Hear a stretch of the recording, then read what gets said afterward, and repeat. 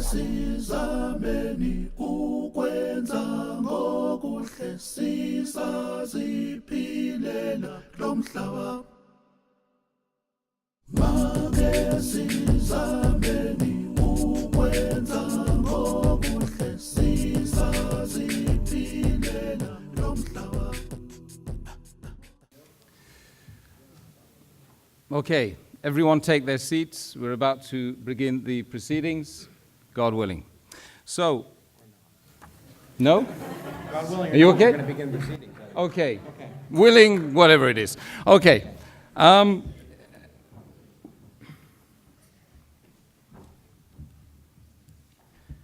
start by praising God, the compassionate, the merciful. Assalamu alaikum. Peace be upon the whole gathering. Marhaba, welcome, and thank you all very much for attending this, what I hope will be a seminal debate between our two respected speakers on the left and the right. That's what it's all about. It's about a debate, and it's about us coming together and being, being true to each other. That's effectively what it's all about, right? Yeah? You're in for that? You in for that, man? Good. That's great.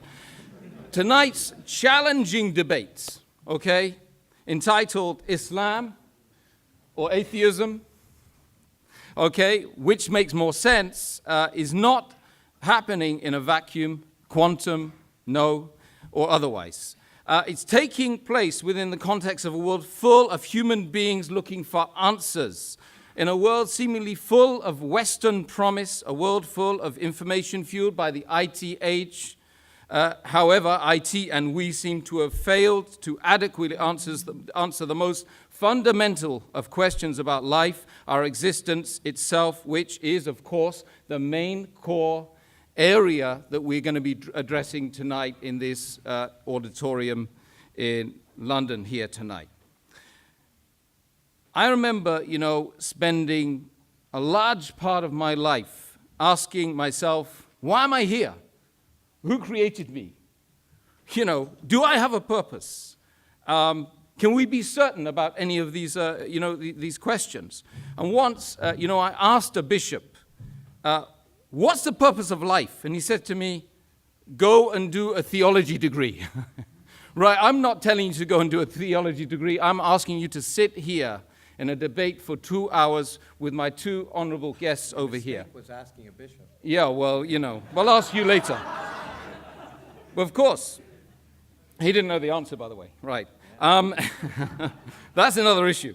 But what, of course, we can do to inform our decisions about this debate tonight is to use our reasoning, to use our minds, to use our intellect, and really for us to have an open mindset. Muslim, non-Muslim, Christian, whatever you are, whatever you believe in, we should have an open mindset and really go at this with sincerity. That's really, I'm just asking I'm asking myself first and foremost, right? Because that's tough being an ex-Irish Catholic. Yes, yeah. I didn't think the Catholic Church allowed divorce. Oh, well, that's another story.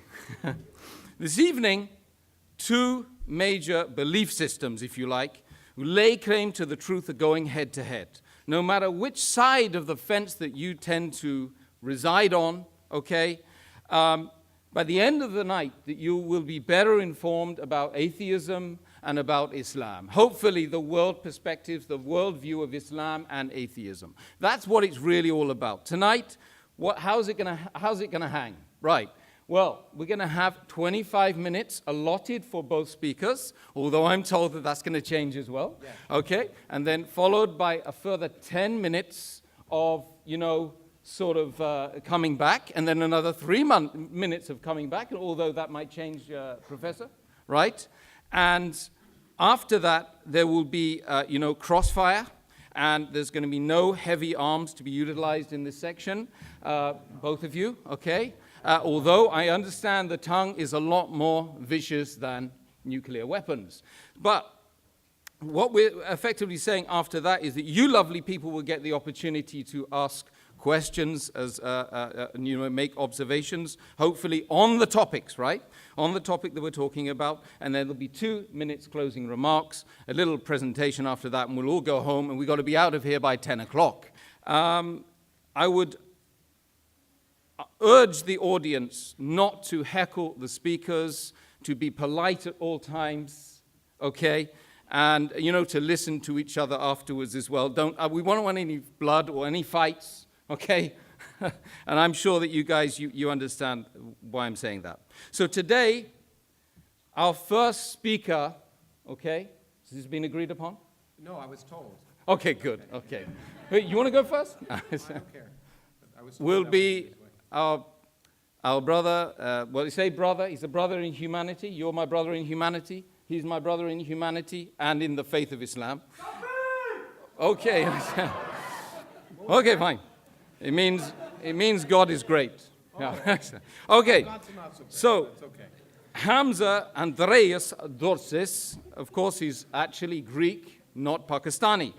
Please, he in fact is, you can see he's a little bit Pakistani, but anyway. He's a student of Islamic thought, a lecturer, a researcher for the Islamic Education Research Academy, and without further ado, I will call upon him to give his piece.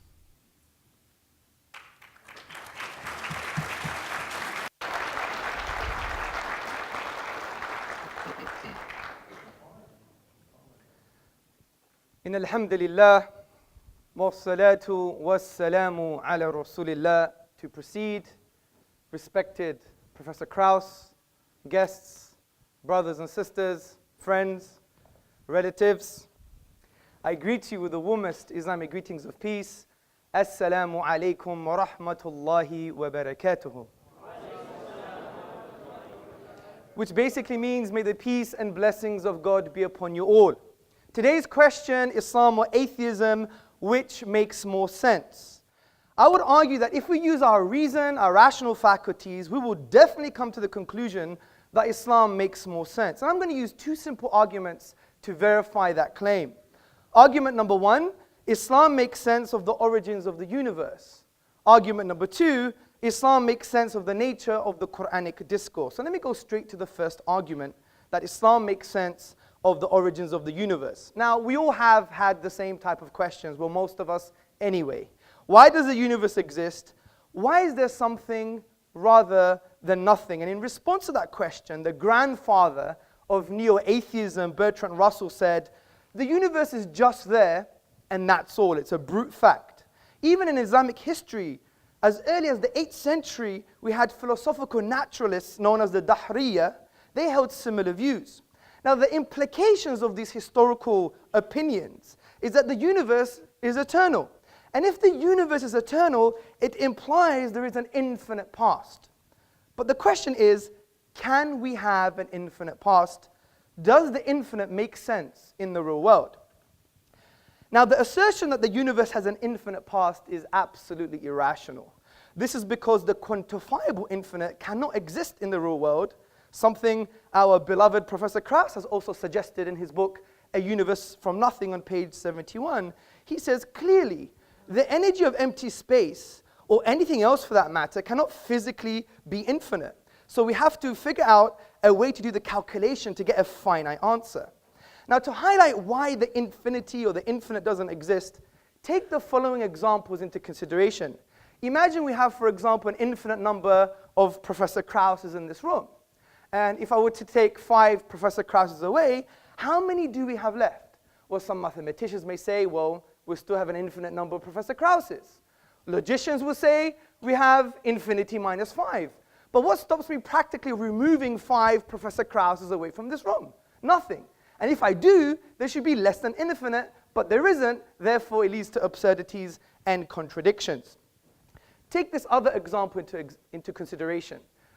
The distance between myself and Professor Krauss. We can potentially split this distance into infinite parts, but I can actually traverse the finite distance, which shows, as Aristotle, the Greek philosopher, said, that the infinite is potential, never actualized.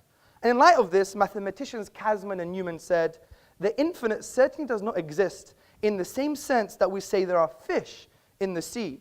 And this leads to our deductive argument. Now, for those who don't know, a deductive argument is a conclusion that necessarily follows from its premises. And to deny a valid and sound deductive argument is equivalent of denying reality. So listen to the deductive argument. Number one, an actual infinite cannot exist. Number two, an infinite history of past events is an actual infinite. Therefore, an infinite history of past events cannot exist. Therefore, the universe is finite. Therefore, it had a beginning. Now, this is a deductive argument. But we also have complementary evidence, which I call astrophysical evidence. And I'm not claiming to be a physicist. We have an established, acclaimed academic amongst us, so he could tell us the rest of the story. But what have cosmologists said? They have said, for example, Alexander Vilenkin, in his book, Many Worlds in One, which I believe is a friend of Professor Krauss, he says, with the proof now in place, cosmologists can no longer hide behind the possibility of a past eternal universe. There is no escape. They have to face the problem of a cosmic beginning. And just to note, even Professor Krauss in his book affirms a beginning to the universe. Interestingly, in Islamic thought, this has been discussed at length, and there is a unanimous conclusion that the universe is eternal. It began in the finite past, as the polymath, theologian, Ibn Taymiyyah wrote in the 14th century in his book, As-Safadiyya, so whatever is besides God, it is all makhluk, all created, originated, coming to be after not existing, preceding by its own existence. Now, since we have shown that the universe must have a beginning, there are four logical explanations for how the universe began to exist. Number one, it was created via nothing. Number two, it created itself. Number three, it was created by something else that was created. And number four, it was created by something uncreated. So let's discuss these together. Could the universe be created via nothing? Well, first and foremost, what do we mean by nothing? By nothing, we mean the absence of something, and in this case, the absence of the universe. Now, why does our definition make sense? This is because we have deductively argued that the universe began, and therefore it was once not there. There was an absence of the universe. This is undeniable due to the deductive nature of the argument. So based on our definition, I think we can conclude that the universe coming into being or existence via nothing is impossible on logical, rational, and I would even argue empirical grounds. You could discuss this mathematically, for example. What is 0 plus 0 plus 0? It's never going to be 3. It's 0. Therefore, the universe could not have come into existence via nothing. As P.J. Zwart in his publication About Time explains, if there is anything we can find inconceivable, it is that something could arise from nothing. Let's go to the next option. Could the universe create itself? Well, this implies that the universe was in existence and not in existence at the same time, which is an impossibility. Also, there's a crude example for you to picture in your mind. Ask yourself the question, can your mother give birth to herself? Obviously not. So we know self-creation is an impossibility. So the next option is, could the universe be created by something created? Well, I would argue as an ultimate explanation for how the universe began, this is illogical and irrational. The universe could not be as a result of another universe, for example, or something else that was created because of the absurdity of an infinite regress. Imagine this universe, universe 1, being as a result of another universe, universe 2, and universe 2 being as a result of another universe, universe 3, and this one on ad infinitum, we would never have the universe today. Hence, the Islamic philosopher and thinker, Dr. Jafar Idris, summarizes this point. He says, there would be no series of actual causes, but only a series of non-existence. The fact, however, is that there are existences around us. Therefore, the ultimate cause must be something other than temporal causes. So I would argue that the final possible explanation, which is the universe was created by something uncreated, is the most rational explanation.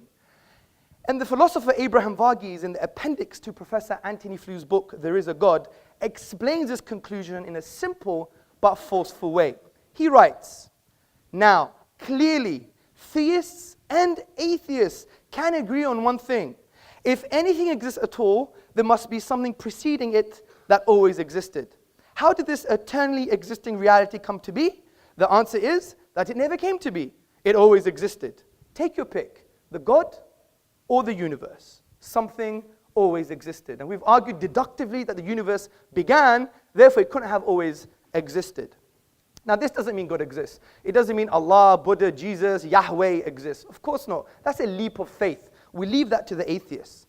The point I'm trying to make here is that if we continue with our rational argumentation, using our aql meaning intellect in the Arabic language, as the Quranic discourse says, أَفَلَا تَعْقِلُونَ, do you not use your brains? If we continue using our brains, our mind, we will conclude something quite profound. Number one, that this uncreated creator must be eternal by definition because he's uncreated.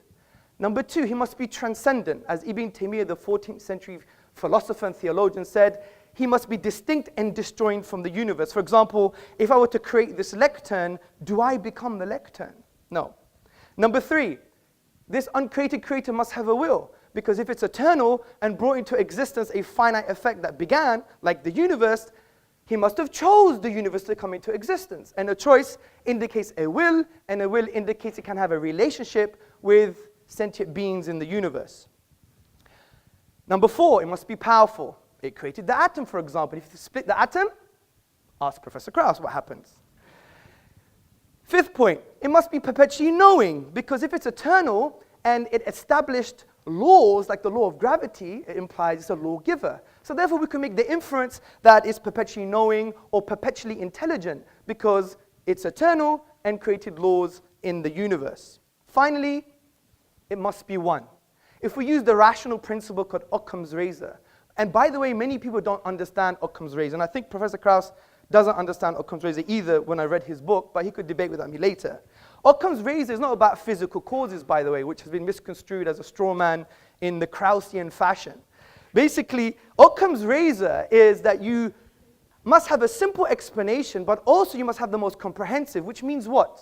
It actually means that it has to have greater explanatory scope and explanatory power, because it can be complex, because it may deal with most of the questions.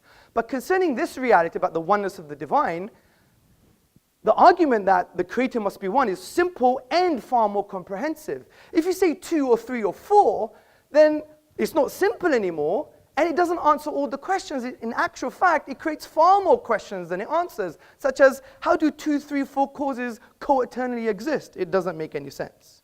So I think we've concluded what the Quran concluded 1400 years ago, that there is a creator, he's one, he's unique, and he's transcendent. As the Quran says in the 112th chapter, say, he is God, the one, the unique, God, the eternal, absolute. He begets not, nor is he begotten, and there is nothing like unto him. Now, before I move on to my next argument, I really want to have a nuanced discussion, a very nuanced discussion, which means if someone offers to talk to you, you have to talk to them back. And I wasn't offended, but I found it slightly childish when I asked someone in this room for us to have a chat, and he wouldn't have a chat with me, which I think is not very nice. But that's another story. And I want to do with some contention so we transcend this kind of what I would call atheist cliches. So what's the first atheist cliche? The first atheist cliche, I call it the Professor Krauss nothing cliche. And if you read his book, you will see that Professor Krauss was a highly acclaimed academic. I mean, I am nothing compared to him. That's true. He's right. One second.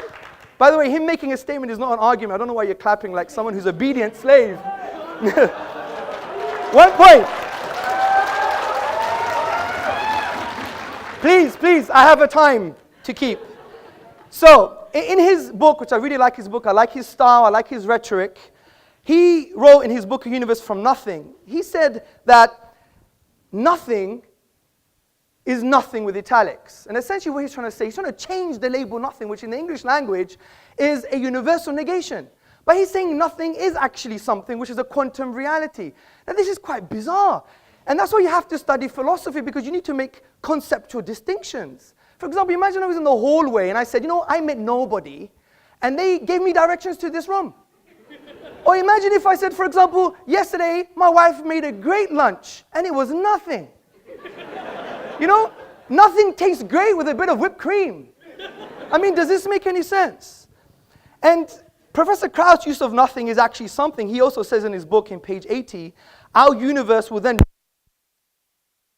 returning to the quantum haze from which our own existence may have begun. And his own friend, Alexander Vilenkin, said recently, vacuum is very different from nothing. It's a physical object. But this is irrelevant almost, because even Krauss admits in his book that these are speculative and inconclusive conclusions. Because he says, I stress the word could here, because we may never have enough empirical information to resolve this question unambiguously. So I do respect what he's trying to do, but you would never take an inductive argument over a deductive one. Only someone intellectually challenged would do that, in my humble opinion. The second contention is that things can come into being without any cause. You have a quantum vacuum or quantum reality, and there are some subatomic events that appear without no causes. I believe we have a strong defeater to this argument, and it concerns perceptions, and it rests on a Kantian argument. Now, I can order my perception in this room. I could see this very handsome young man. I can see the cameraman. I could see the wall. I can also reverse that perception. But if my wife were to start walking down this auditorium, I couldn't help but see her front before I see her back. And I couldn't reverse that perception.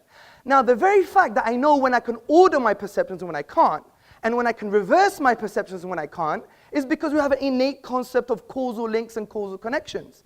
To reject that based on empiricism or an empirical reality is equivalent and tantamount of actually rejecting the perception itself. It's like shooting yourself in the foot. This is why the philosopher John Cottingham in his book Rationalism said, but on Kant's argument, we will not be able to recognize the event in the first place unless there were a rule that makes it necessary that the order of our perception should be thus and not otherwise. In short, the very experience of an external event already presupposes an understanding of causal necessity. So these are the cliches. Let's go to the next argument, which is the nature of the Quran. Now, the Quranic discourse has been described by Eastern and Western scholars as an intrusive and imposing text, which seeks to intrude into the inner dimensions of man. Now, this imposition is positive as the Quran seeks to positively engage with your intellect and with your psychological disposition. And the way the Quran achieves this is by asking questions. وَفِي أَنفُسِكُمْ أَفَلَا تُبْصِرُونَ. And in themselves, do they not see? Talks about the physiological reality, the psychological reality, even referring to things like consciousness. This is why Professor of Philosophy Shabir Akhtar, in his book, The Quran and the Secular Mind, A Philosophy of Islam, he describes what the Quran is trying to say with these verses. He says, nature's flawless harmonies and the delights and liabilities of our human environment, with its diverse and delicate relationships, are invested with religious significance. Created nature is a cryptogram of a reality which transcends it. Nature is a text to be deciphered, evidences accumulating in the material and social worlds and in the horizons jointly point to a hidden immaterial order. And you may think this is quite interesting for a 7th century book, but the Quran goes even further than this. It produces an intellectual challenge for the whole of mankind. The Quran says, وَإِن كُنْتُمْ فِي رَيْبٍ مِّمَّا نَزَلْنَا عَلَىٰ عَبْدِنَا فَأْتُوا بِسُورَةٍ مِّن مِّثْلِهِ وَادْعُوا شُهَدَاءَكُم مِّن دُونِ اللَّهِ إِن كُنتُمْ صَادِقِينَ.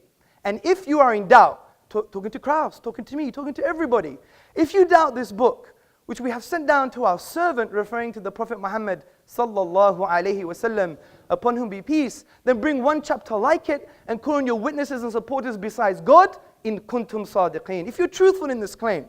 Now this verse is a basis for an array of arguments in the Quranic discourse, and we don't have time to talk about all the arguments. Historical argument, sociological argument, and a whole array of intellectual responses.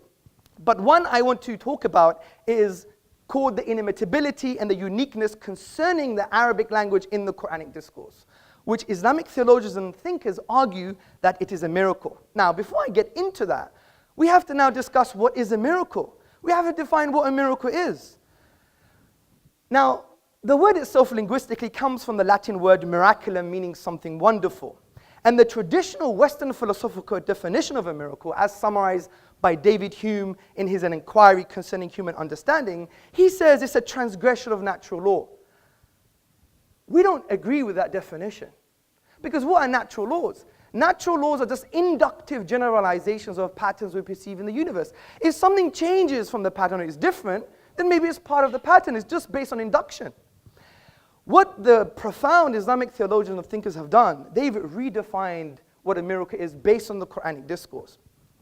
And they have said that a miracle is an event that lies outside the productive capacity of nature, which means when you go to the nature of the event, you exhaust all possible naturalistic explanations. And also, there is no naturalistic causal link between the event and the nature of the event. And this is a far more coherent definition. Let me give you an example from the Quran itself. Now, the Quran talks about Moses, Musa, alayhi salam, upon whom be peace, and Pharaoh in the Quran. Moses was told to throw down his wooden staff, and it instantaneously turned into a live snake. Now, this miraculous event, the snake, lies outside the productive capacity of the nature of the event, the wooden staff, because the chemical makeup of the staff is different to that of the snake. In actual fact, you have to add more stuff to the staff, if that makes sense, stuff to the staff, to be even close of creating a snake, but only the staff was used. So when we exhaust naturalistic explanations, we find there is no causal link between the staff and the snake itself. So this gives us a definition of what a miracle is. Now this applies to the Quran's use of the Arabic language, because the Quran cannot be described as any of the literary forms of the Arabic language, which include saj'a, rhyme prose, mursal, straightforward speech, maqama, a combination of metrical and non-metrical speech, and the al-bihar, the 16 rhythmical patterns of classical Arabic poetry.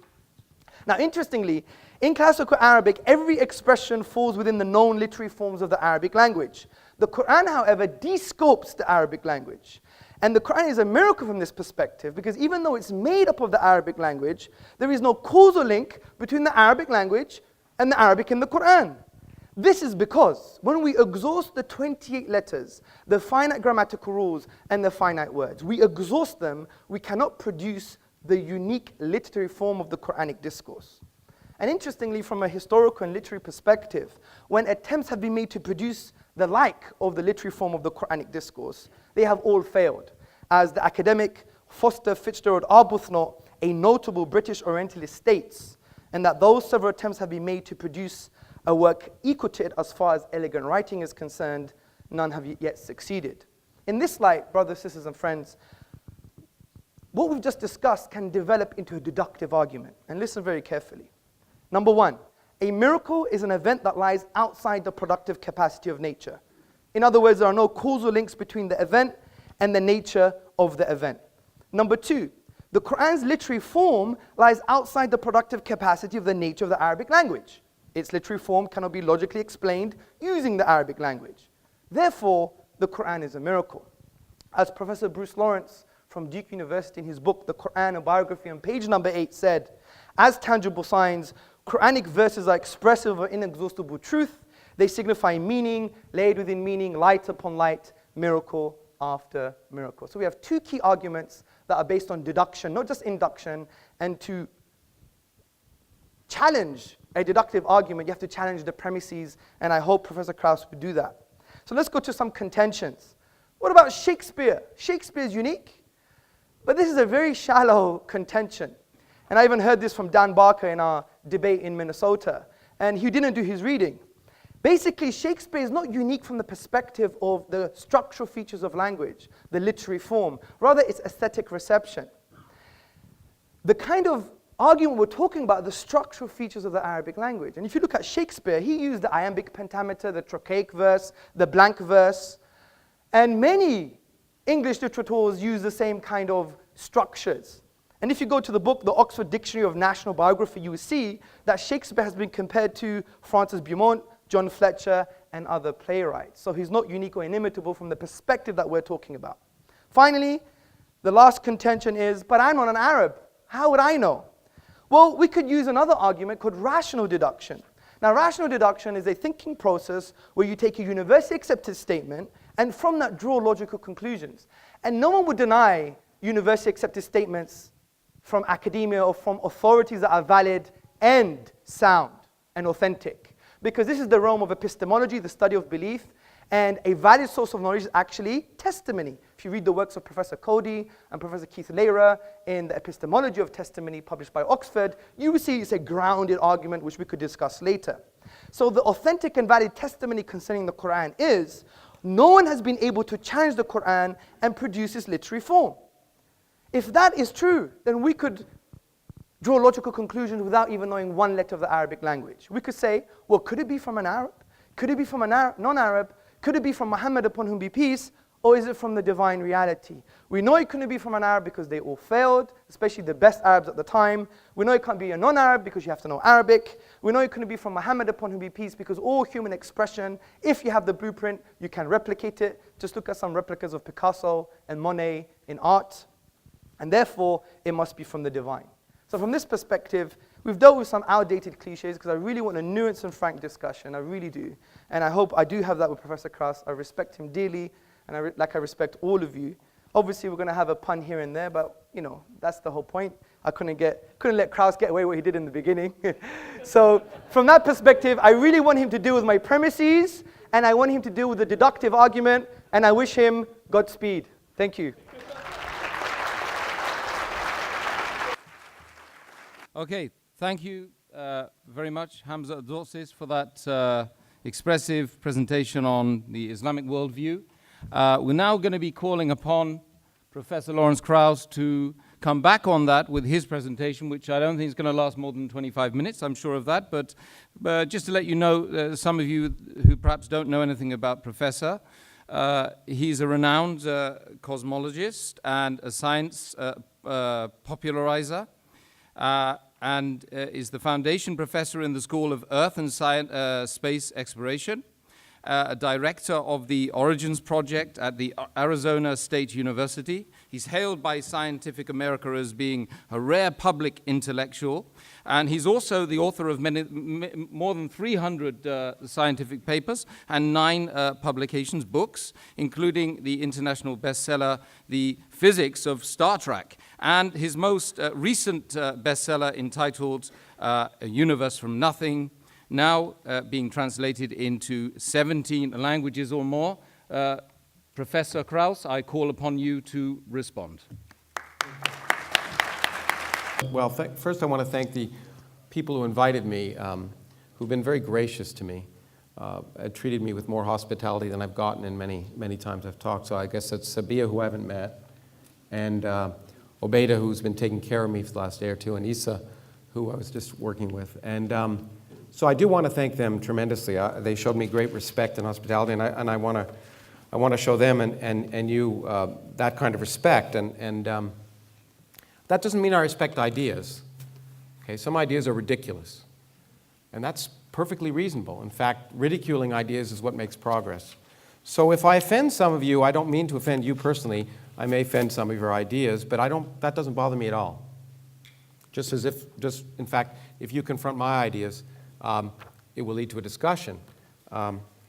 What does offend me, of course, is offending personal freedom and equal rights, and that's one of the reasons why I got upset at the beginning of this session. But that's been fixed, and I thank the organizers for that as well. To agreeing to not segregate this room in a 21st century is a great step forward, and I appreciate that. Now, I'm really shocked. First of all I've watched Mr. Tzortzis, right? Tzortzis. My Greek is pretty good, I think. Be gorgeous. Yeah, gorgeous. Well, you are rather gorgeous.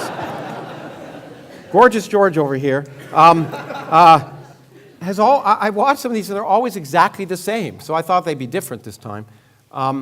And it always begins with you, and I'm supposed to respond to you. And I will, to some extent, but it's hard to respond to nonsense. And in fact, the point of this is not a question, does God exist? That's not the question. It's atheism or Islam or atheism, which is more sensible, I think is what it says, or something like that. Now, I was just shocked because I thought that you wouldn't bother to try and pretend you knew science, because you don't, and we're going to go through that in real detail. Everything you said is nonsense when it comes to science, so we'll go through and we'll have a little chat if that's okay. Of course. Okay, good. And so I found it remarkable that you began with that kind of nonsense, and we'll continue from that. But let me just first begin with the fact that the premise of this debate is in some sense inappropriate, because it suggests two things. First of all, it suggests that Islam is something special, and it isn't. It's not special at all. It's one of 1,000 religions or more that have existed since the dawn of humanity, all of which claim divine revelation, all of which claim perfection, all of which proclaim infinite knowledge, uniqueness, beauty, etc. So Islam is just a religion like any other religion. And there's no difference. It proclaims, just as the Rig Veda did and Akhenaten in ancient Egypt, that the universe had a beginning, nothing special, okay? There's absolutely nothing special. So the question is, Islam as one of 1,000 religions, all of which make the same claims, but mutually inconsistent ones. So one of the things we know is, of these 1,000 religions, they all make mutually inconsistent claims, so they can't all be correct. In fact, at best, one of them can be correct, because they're not consistent with each other. So that means a priori, just a priori, and I know you like that term instead of a posteriori. I've heard you say that. A priori, Islam has a probability of 0.1% of being correct, because it's just one of 1,000 religions, and one of them is at most is correct. But since they all make the same claims, it's probable that none of them are correct. So treating Islam specially is inappropriate. Then atheism is somehow, as has been described, speaker, a belief system. It's not a belief system like Islam or Judaism or Christianity or the Norse myths or Zeus or Thor or any of the other myths that have been created throughout human history. All it's saying is, it's not a belief system. It's saying, you know what? We don't choose to believe that stuff because it's not sensible. So it's not saying we believe X. It's saying, well, this myth is inconsistent with this myth, or this myth is inconsistent with what we know about the universe, and therefore, it's unlikely to be true. So what atheism is just saying this is unlikely to be true. It's not a belief system. So to compare one versus the other is, of course, false. It's a false premise. The first part of the false premise is that Islam is special. Not special at all. It's been there. It'll be gone, or be there as long as other religions. It's just like all the rest. And atheism is not a religion. It's just, in fact, what it is could be described as common sense. Okay? What makes sense? I will think that those things that make sense are likely, and those things that don't make sense are unlikely. In fact, that's what science is all about. Okay, so having said that there's nothing special about Islam, and there certainly isn't. I'm going to talk a little bit about, my intent, by the way, is, the other thing I should say is, debates, I'm an educator. It's, a flaw, but it is what it is. That means I believe in actually trying to illuminate ideas and lead to discussion, critical thinking, and eventually learning things and increase in knowledge. Debates aren't meant for that. Debates are rhetorical devices for people to go out and perform, make statements, and then challenge others and try and convince an audience of something. That's not education. So I will talk a little bit about some of this, and then I just want to have a chat. I'm going to use my 25 minutes to have a little chat. I'll take up my time when I could pontificate, as we've heard, and just ask some questions, because I'd actually like to learn some things, okay? And hopefully in the process there'll be some education for both of us. So the first thing I want to say, however, I want to clear up some misconceptions. This idea of deductive arguments, which sounds good, is not the way we learn about reality, okay? Deductive arguments just don't work. They lead to irrational actions. In fact, if we discuss what common sense is taking your beliefs to conform to the evidence of reality so that you will make rational actions. If you force your reality to conform to your beliefs, you will make irrational actions. So you can deduce things based on your beliefs, on your a priori beliefs, but you'll have a problem. For example, your a priori belief could be that if you prayed to Allah, that you could jump out the fourth story of this window of this building, and you would land safely. Okay, that could be an a priori belief. And in fact, you could deduce, based on all your beliefs and all of the evidence that you're a good person and Allah would take care of you, or whatever you want to call it, that you'd be fine. I would take the elevator down, and only one of us would be walking at the end. That is not deductive. It's based on empirical evidence. Okay, now, so arguing that something doesn't make sense to you is based on the fact that the assumption that you know what's sensible in advance. But we don't know what's sensible in advance. until we explore the world around us. Our common sense derived from the fact that we evolved on the savannah in Africa to avoid lions, not to understand quantum mechanics, for example. As I've often said, common sense, our deductions might suggest that you cannot be in two places at once. That is crazy. But of course, an electron not only can be, but it is. It doesn't make sense because we didn't evolve to know about it. We've learned about it. We force our idea of common sense to change. It's called learning. Some people would rather read an ancient book than learn. And this has been a very good evidence of that. For example, to say something is inconceivable just means you can't conceive it. But the great thing about the universe, and the reason that I do science, is that the universe has a much greater imagination than we do. In fact, there are more things in heaven and earth than are dreamt of in your philosophy. And that's what's wonderful about the universe. Things that are inconceivable happen all the time. And what that does is that expands our mind. And expanding our minds to conform to the evidence of reality is common sense. And that's what, when you call atheism, that's what that is. That's just saying, I'm going to accept the evidence of reality, and if something seems like it contradicts the evidence of reality or is irrational, I should question it. Now, there are a lot of ideas which gorgeous George over here, no, Mr. Tzortzis. Tzortzis. I've been to Istanbul and I'm trying to learn Turkish, but Tzortzis, Mr. Tzortzis. It's okay. Do you speak ancient Arabic, by the way? I could read and do a bit of grammar. A bit of grammar. You don't speak it then? No. So your presumption that it's beautiful ancient Arabic is just a presumption. You actually don't know what you're talking about. No, it's not. Okay. I'll respond Okay. I just wanted to ask that question because I don't speak Turkish. I wanted to see if you spoke ancient Arabic. Well, I just want to ask, do you speak ancient Arabic? Yes, I do. Fluently? No, but I do speak it. Okay, but not fluently. كيف حال?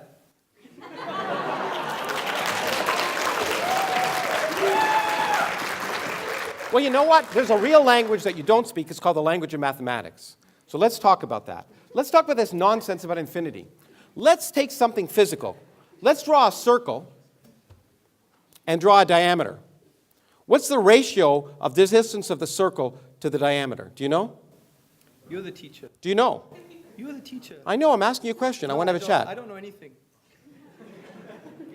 Well, you've demonstrated that, but you ever heard of pi? Yes, I have, yeah. Oh, do you know what it is? 3.14 Christian. How many decimals does it have? I don't remember. An infinite number. Yes. Okay, so the physical distance of the ratio of a diameter of a circle to its circumference is an infinite number. Yes. What do you know? Now, when we talk about, what's amazing to me is you quoted Aristotle as the basis of science. Of course, Aristotle was the one that told us objects fall in proportion to their weight because he actually didn't do the experiment. He deduced it based on what he wanted.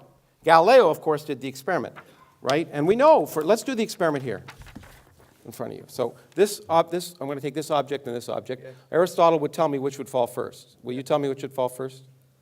Guess, okay. If you don't know. The book. Okay, look, you were right. Great. Okay, good. Why? Because there's resistance. Resistance to what? To the paper, right? Okay, exactly. Aristotle didn't know that. Yes, he didn't. Okay. Aristotle also claimed that infinity was impossible because indeed, as you pointed out, the distance from you to me could be divided into a half, and then a quarter, and then an eighth, and then a 16th, and that's an infinite thing. It makes it impossible. Yes. Well, the thing that Aristotle didn't know how to do, and you don't know how to do, is to sum an infinite series.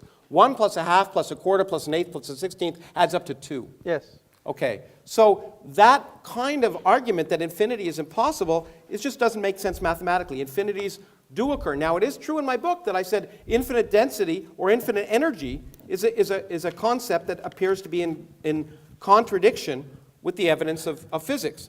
But that doesn't apply. All infinities are impossible. In fact, space could be infinitely large. There's no presumption that space isn't infinitely large. It could be. What we now know about physics suggests it probably isn't, but there's no law of physics that says space can't be infinitely large.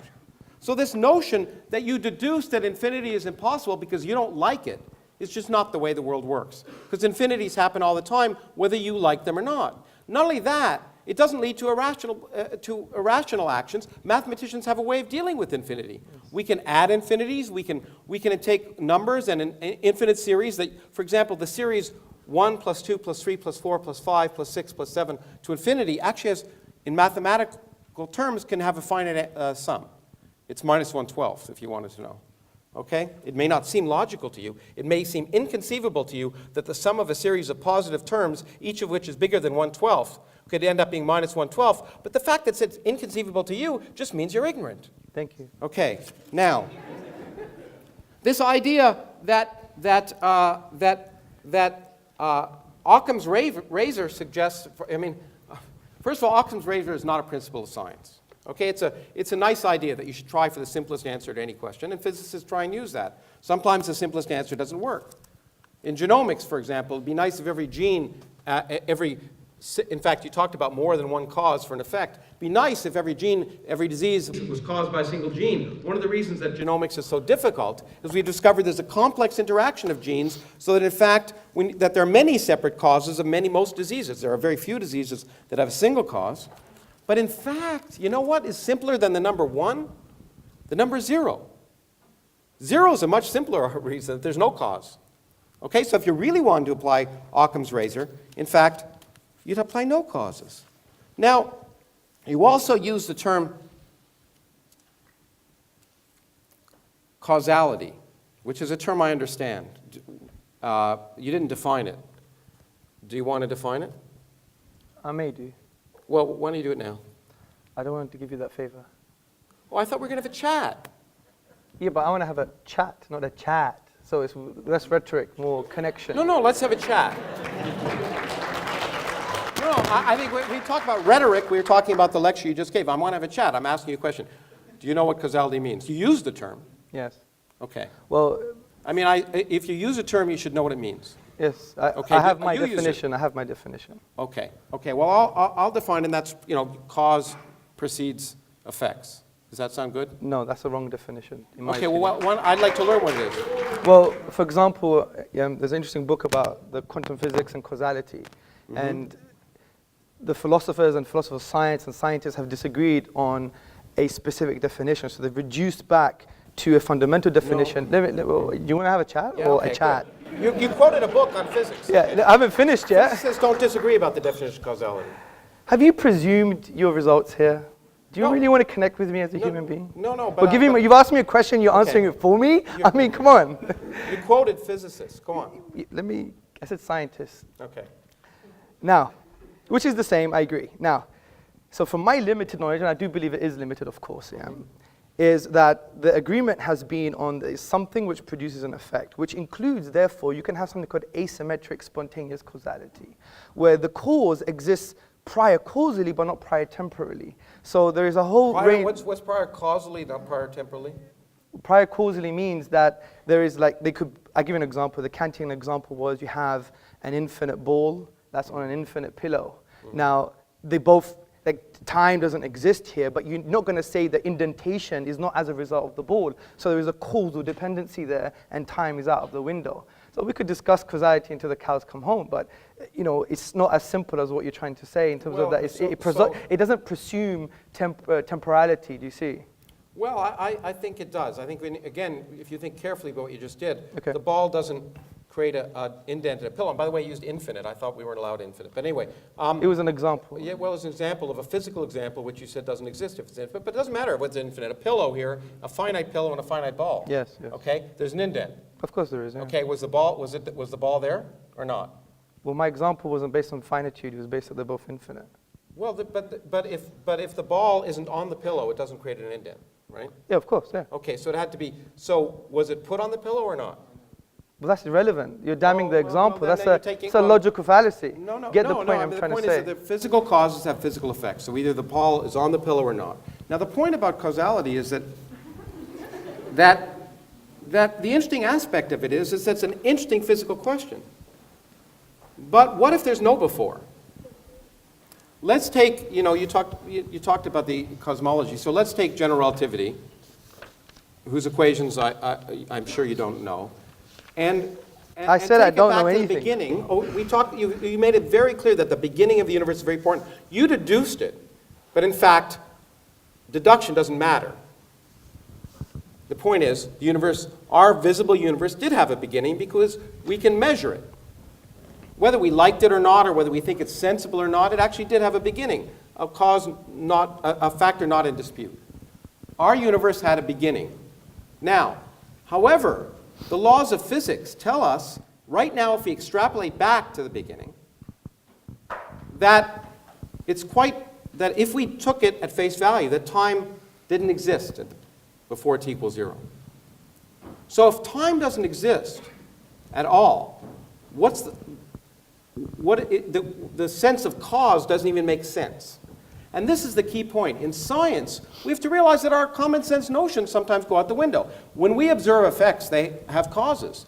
But at the beginning of time, when time itself may have come into existence, then that question becomes a bad question. Philosophers can debate it, people can write it down, but it doesn't matter. Now, the other thing I will say is you've somehow talked to me about the fact that the Quran as a literary document is different than other literary documents. And you've given some arguments, and I understand. What I actually did this the other day, because I've seen you give this talk a gazillion times.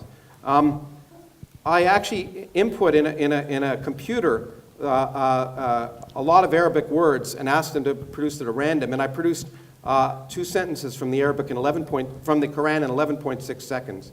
My computer speaks neither Arabic nor is Arab, but produced those incredibly divine words. Now, the other question, of course, I would have is, and this is a common sense question, is why did God choose Arabic, or Aramaic, or Greek?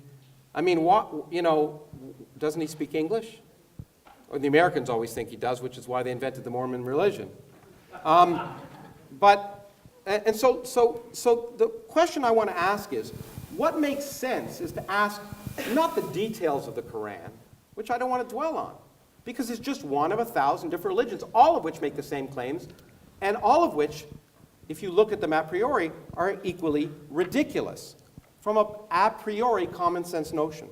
For example, and I got this from my late friend Christopher Hitchens, is it sensible to assume that humans evolved in their present form somewhere between 250,000 to 1 million years ago? So you have a God who creates a universe and has 4.5 billion years of life evolving, and then Homo sapiens evolve and live in incredibly awful conditions for 250,000 years, and suddenly, in the middle of the desert, in a cave where no one can see it, he takes some poor schmo and says, I'm going to tell you the truth. And not only that, I'm going to allow you to save humanity. And in fact, if people don't believe you, they're going to go to hell for eternity. And we can talk in great length, in great sadomasochistic length, about the torture they're going to have, and we can all enjoy it. Now, what about all those poor 250,000 years of people, of real people who were struggling to exist and survive, those poor people who were existing before that God decided to give his revelation to Muhammad? Why that? Why would a sensible God wait that long? And of course, the interesting question you have to ask is, why are the revelations always done when no one can see them? If you're asking a court of law, you'd say, well, you know what? It just doesn't make sense. Why don't once it doesn't call down from the sky so everyone can hear them? Why is it always given to people in private who then claim they've had a revelation? Now, why should I believe Muhammad's revelations any more than anyone else's? In fact, there's a young woman in the United States, in my country, who, as you know, had a revelation. You may know this. She had a revelation. God told her to drown her 4 children in a bathtub. And she did. Because God told her. She heard it. She heard it. She had a revelation. It was real. She heard words of incredible harmony and beauty that she'd never experienced before in her life, and she drowned her 4 children. Okay, now she's in a mental hospital for good reason. Because there's no evidence. That a sensible person would believe to suggest that God was telling her to drown the 4 children. Now, let me ask you, do you think Sharia law should be instituted? Oh, it depends how you define Sharia law. Do you know anything about Sharia law, sir? Well, I was going to ask you about it. I will teach you in the next round. Okay, good. Do you think, for example, that blasphemers should be punished? Blasphemers meaning? Maybe if I say, let's just say, and forgive me, let's just say I say that someone who married a 9-year-old girl is a pedophile. Yeah. And maybe that person is a prophet. Is that a blasphemer? Is that worth being punished for? Well, I think you should be educated first and foremost. No, maybe, I'm not saying it happened. But let's say I said that, I made that claim. Should I be punished? In a court of law with justice, there will be a form of punishment, yes. Okay. So what about if I openly questioned the existence of God? In fact, said openly and preached in a room that there's no God. Is that worth punishment? This is full in our history. We don't have a problem with intellectual debate and dialogue. Okay. I even mentioned the 8th century Dahriya. So if I say that Allah is not God, but Thor is God, and people should worship Thor, and I go, and that it's not blasphemous. Well, it's wrong and it's Okay. childish, but I will have a discussion. But it's blasphemous to suggest. Is it blasphemous to suggest that Muhammad isn't a prophet?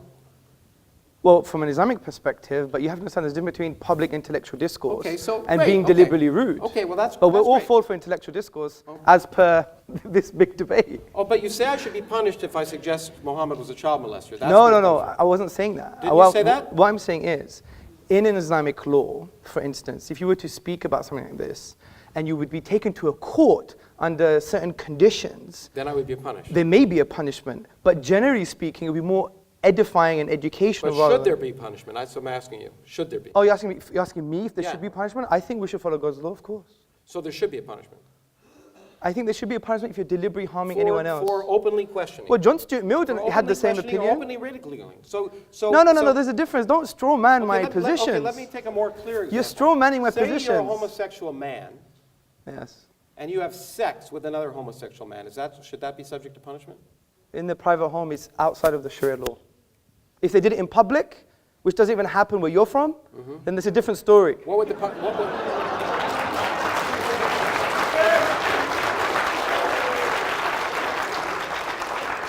Where am I from? Where am I from? Well, you are from the United States of Oh, I America. see. yeah. And that's so it doesn't even happen in where I'm from. Now that's rude. But in any case, How's that rude? I thought you were an It empiricist. does happen where I'm from. All the stats. So two people in Arizona are out in the desert having sex because they really get turned on. Yes. And they're both men Yes. and they have sex together. Yes. Okay? Is that punishable? If there's no one in the desert, no, it's not. Okay, let me ask you another question. Is homosexuality wrong? In the Islamic tradition, it's a sin. Okay, now here's an idea of why common sense should tell you that Islam, like many other religions, is not common sense. Because, of course, homosexuality is perfectly natural. In all animal species, almost, it's natural. It occurs with a 10% frequency. Okay? In fact, there are good evolutionary reasons for homosexuality. So in that sense, there's no reason and a fundamental... Why would a God who thought it was a sin make it natural among all species? I don't think the sheep, by the way, which 10% of sheep are long-term homosexual relationships. Okay? Why would a God who thought it was a sin create sheep who don't have a soul, who aren't able to think about it, be homosexual? That's the kind of nonsense that we have to ask, and the only way we can determine if it's nonsense is by looking at the world around us, not by deducing it, not by listening to the words of ignorant individuals and Iron Age peasants who didn't even know the Earth orbited the sun. Wisdom and learning comes from observing the world around us, and we shouldn't take our wisdom from people who didn't even understand the way the world worked. Thank you. How long does that...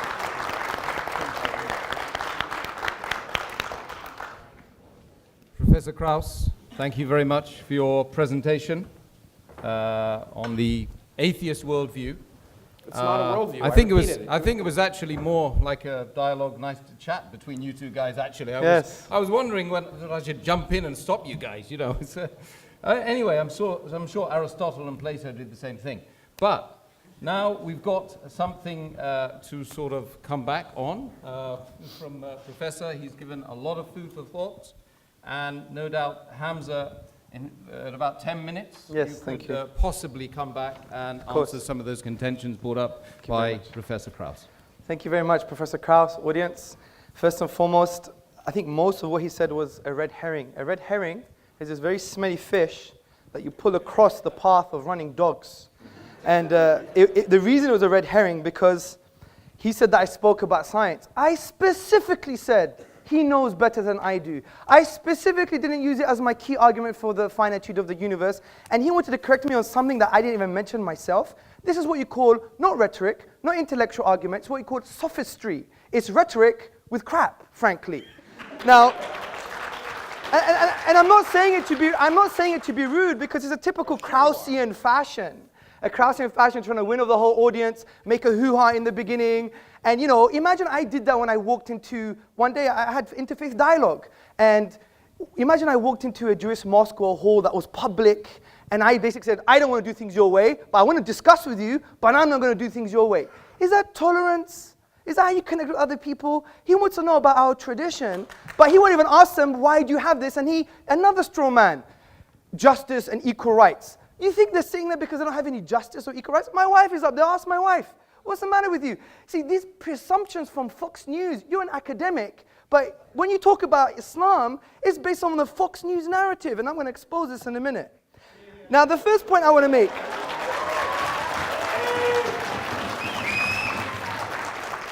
Now, you used the word a priori more than 3 times, but you rejected deductive thinking. I mean, isn't a priori deductive? I mean, you can't have your cake and eat it, sir. I tried to talk on your level. That's the first point. The second point I'd like to make. Actually, let me calm down. The second point I would like to make is that, see, we're not rejecting inductive arguments. Of course we're not. You're forgetting the inductive method, the scientific method. Do you know where it came from, sir? Do you know where it came from? I know. In fact, there's a remarkable scientific mathematical tradition in the Arab world, if that's what you're going to talk about. I'm going to talk about Ibn al-Haytham, his book on sure. optics. Yeah. Read the works of David Lindbergh and others, historians of philosophy and science. And they say it came from Islam. You know why? Because Islam doesn't reject... No, they came from the Arab world. They didn't come from Islam. Well, let me give you the link. Let me give you the link. Okay? أَفَلَا يَنْظُرُونَ إِلَى الْإِبِلِ كَيْفَ خُلِقَتْ. Have you not seen empiricism, the creative thing like a camel, and how it was formed or how it was created? This was the basis, and this was the poetic justification for the entire scientific method. As Muslims, we go where the science takes us. But we're not stupid. Deductive arguments, they are necessarily true. If you wanted to discuss my argument, you had to break down the premises, which you didn't. You just talking about the infinite and the circle and the circumference. I knew we were going to do this because it's all mathematics. You remember what I said? No, it's a physical circle. Yeah, but let me make a point. Let me make a point. I said the quantifiable infinite cannot be actualized in the physical world, something that you agreed with. 1 second. And I said there's nothing wrong with the qualitative infinite. And qualitative infinites can exist infinitely. For example, mathematicians discuss. Yes, so where's the infinite there? That's the length. You think this is a length is a physical quantity? That is. Length that is a physical quantity. That is, yeah. Okay, the length of this and the length of that, okay, the ratio of those two lengths is an infinite number. Yes, of course it is. Okay. But what is that length? What is that length? 1. This is the length 1 is 1 Krauss. Okay, can you... These are pi Krauss. 1 second. Can you measure the straight line and can you measure the circumference? Yes or no? I can measure it. Well, that's quantifiable. Yeah. What you're talking about is in the realm of mathematical realm of discourse, which has axioms and conventions, which makes sense. I'm not disagreeing with that. I'm agreeing with what you already agreed with in your own book, which from a quantifiable, discrete perspective, you can't have an infinite. That's the point I'm trying to make. Discrete. The discrete But parts. who says it has to be discrete? Oh, but that's your presupposition. That's your No, presupposition. actually, You brought your assumptions, Fox News, by the way, and other stuff, and you think you've got an answer. I have time. Let me finish this, please. Okay, because Yeah. I got to teach you different calculus. Newton invented a long Yeah, time I know, ago. but Okay. calculus is based on axioms and conventions in the mathematical realm of It discourse. describes how things work. Yes. Let me make a point. So, that's the first point. Oh, dear. Okay, then you spoke about, for example, 0 is simple as Occam's razor. Again, you've misconstrued what Occam's razor is. Occam's razor is not only the simplest explanation, but it has to have greater explanatory scope and explanatory power. 0 has no explanatory scope or power concerning the origins of the universe from that perspective. I'll explain it how it does. The other point I like to make is you spoke about, for example, hell and justice, and look at all these people that are going to hell. Again, another huge straw man. You've misrepresented Islamic theology.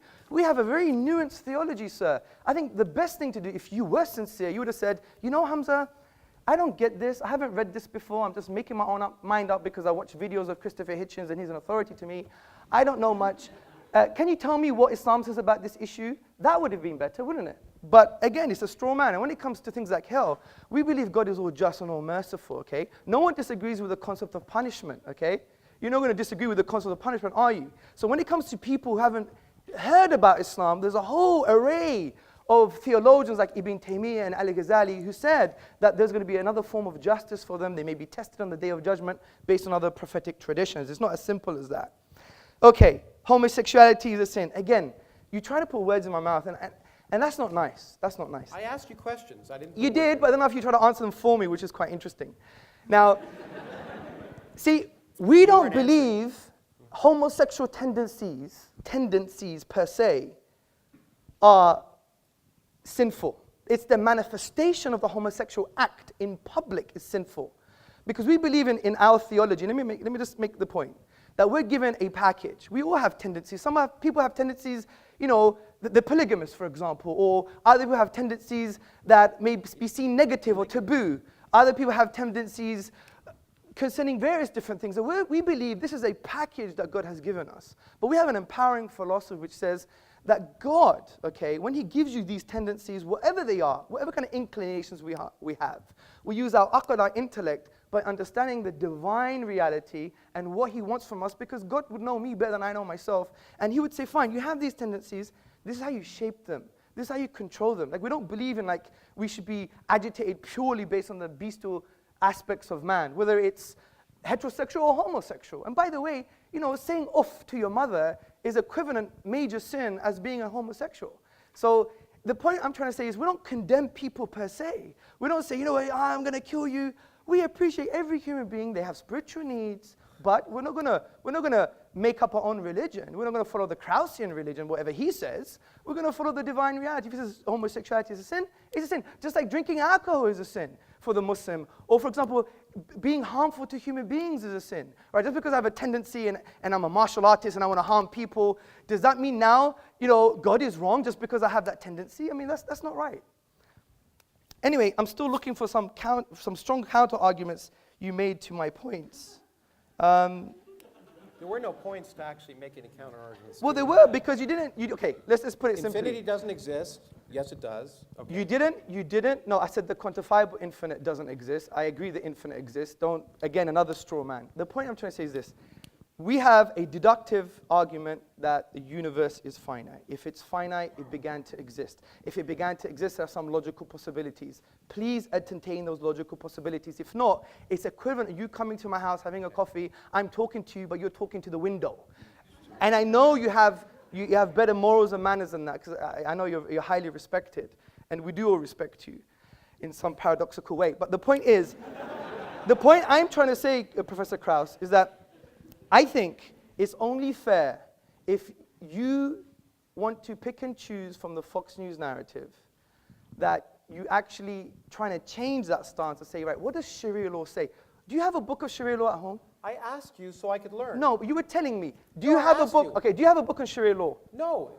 And you make judgments, and you okay, I have a book on atheism, I think it's based on nonsense, but I give you the intellectual epistemic respect to read your worldview. But you've come here you've come here blasé, almost arrogant, I don't want to judge you, and saying, you know, it's all rubbish, I'm not going to take any of his arguments, I know better than you, which you said that, and I do agree in physics you do, and you've come here making judgments on Sharia law, you don't even have a book on Sharia law. That's why I asked questions.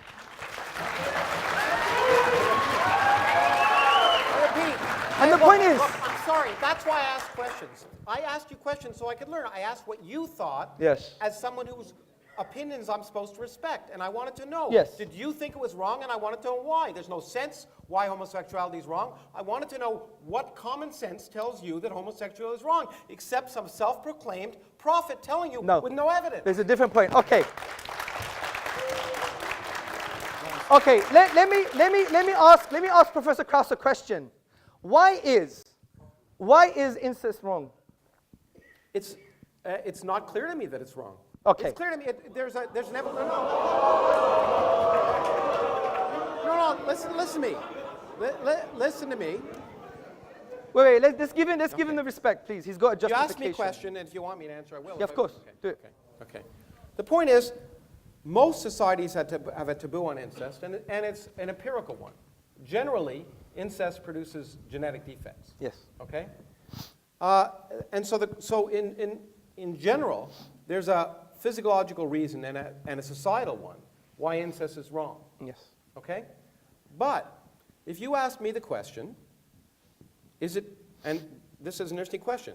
We are in. By the way, there's an ingrained incest taboo in almost all societies for that reason. Sure. Because societies want to persist, so it works. But if you ask me a priori, for example, the question, if a brother and a sister loved each other and used contraception, is there something absolutely morally wrong about that?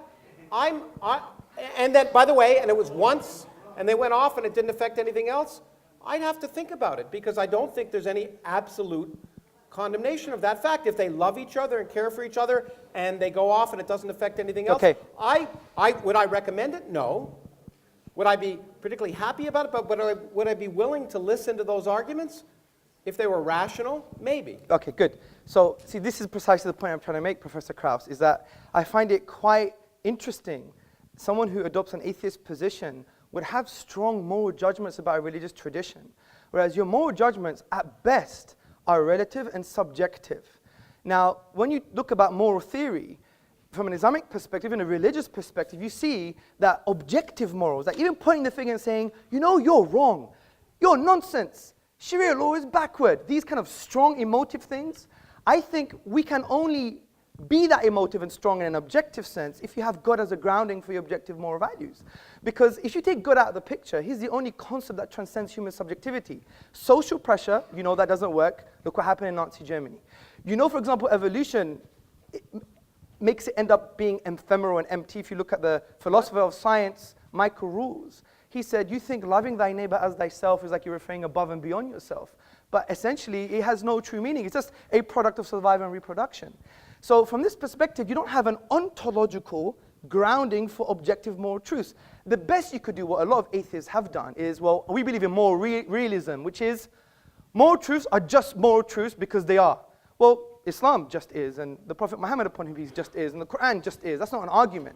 So the reason I asked you that question, sir, was to say, how on earth, from an intellectual perspective, can we point the finger at religions from a moral perspective? And especially today's been, the irony is, most of your articulation against Islam has had a moral vibe to it, not a rational one, because you didn't deal with the premises of my argument. I did. No, you didn't. You talked about infinity and... I talked about causality, infinity, the words that you were throwing out. Yes, and what did you say about causality? I said, in fact, that it's quite likely that beginning of the universe causality isn't a good question. But if you understood the physics, you'd understand it. Your presupposition of causality... No, it's not my presupposition. It is. It's time doesn't exist. Yes. Space doesn't exist. Okay, think about the statement, something produces an effect. Mm-hmm. Where is time as a definition there? Produces. No, it could be atemporal. What do you mean atemporal? You Well, explain to me clearly what you mean in a physical way. And Okay. Don't just give me English language. Give me a physical example. Okay, let me give you, like your nothing is a physical example, yeah? Well, you haven't described what my nothing is yet. You read the preface, like a number of people did, but I don't know if you got very far in the Actually, book. I read the whole book. I liked it. What's my nothing? Your nothing is... What is my nothing? Your nothing is quantum. No. It is. No. No space, no time, no laws, no nothing. But that's still a quantum haze. No. That is. No, there's no quantum. There's no universe. There's no universe. Nothing. Zero, zip, nada.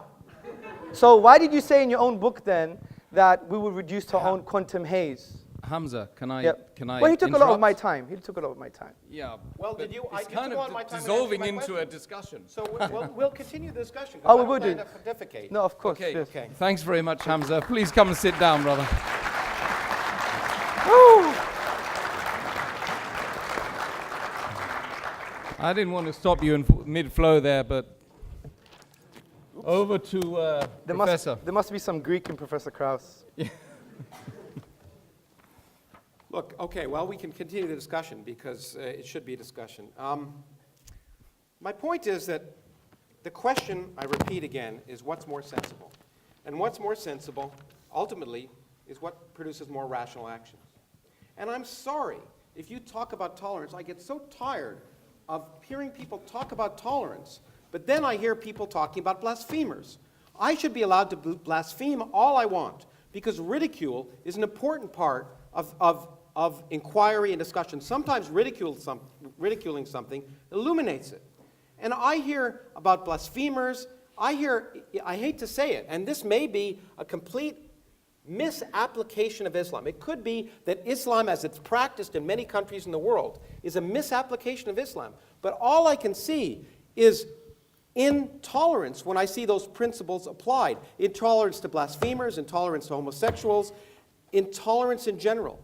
Now, the other thing I want to say is this God, if we ask what's sensible, why would we think that this unproven God that is supposed to be the basis of not just Islam, but all religions, different gods, different characteristics, but the Islamic God, much like the Judeo-Christian God, is a real creep. This is a God worse than Saddam Hussein. Instead of torturing you just for your life, tortures you for infinity. Forgive me the word, but eternity. Let me use that word. Eternity for not believing. For not believing, you're tortured for infinity. The tortures are actually described in the Quran, and you know it as well as I do. And the point is, if you just ask yourself common sense, if you were a divine being, say you had an ant colony that you made in your house, would you be offended if those ants didn't pay homage to you well, let's start with 50 times a day before Muhammad cut it down to 30 and then 5. Would you be offended if those ants didn't pay homage to you 5 times a day?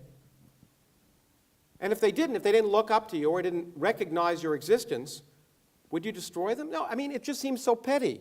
So why should we believe in a hateful, unmerciful, petty, sadomasochistic, homophobic, sexist God? It's just irrational. It's not sensible. There's nothing. And the point is, and I don't want to single out Islam here. And I know I'm offending some people, but the same is true for the God of Moses. Okay? If you really believe that the scriptures were literally true, the morals in that book are reprehensible. It's okay when an angel, and angels appear to do a lot of things, including coming down and making revelations to Muhammad, which Muhammad didn't write down. As far as I know, the first example of the Quran was 20 years after he died, so there was a lot of talk. And some of that talk got turned into perfect writing well after Muhammad was dead. But those angels come down. But in this case, in the case of course, Lot, as you know, the angels came down, and they were men. They came in the form of men, which I don't think is allowed in certain versions of the Quran, at least. But anyway, they did.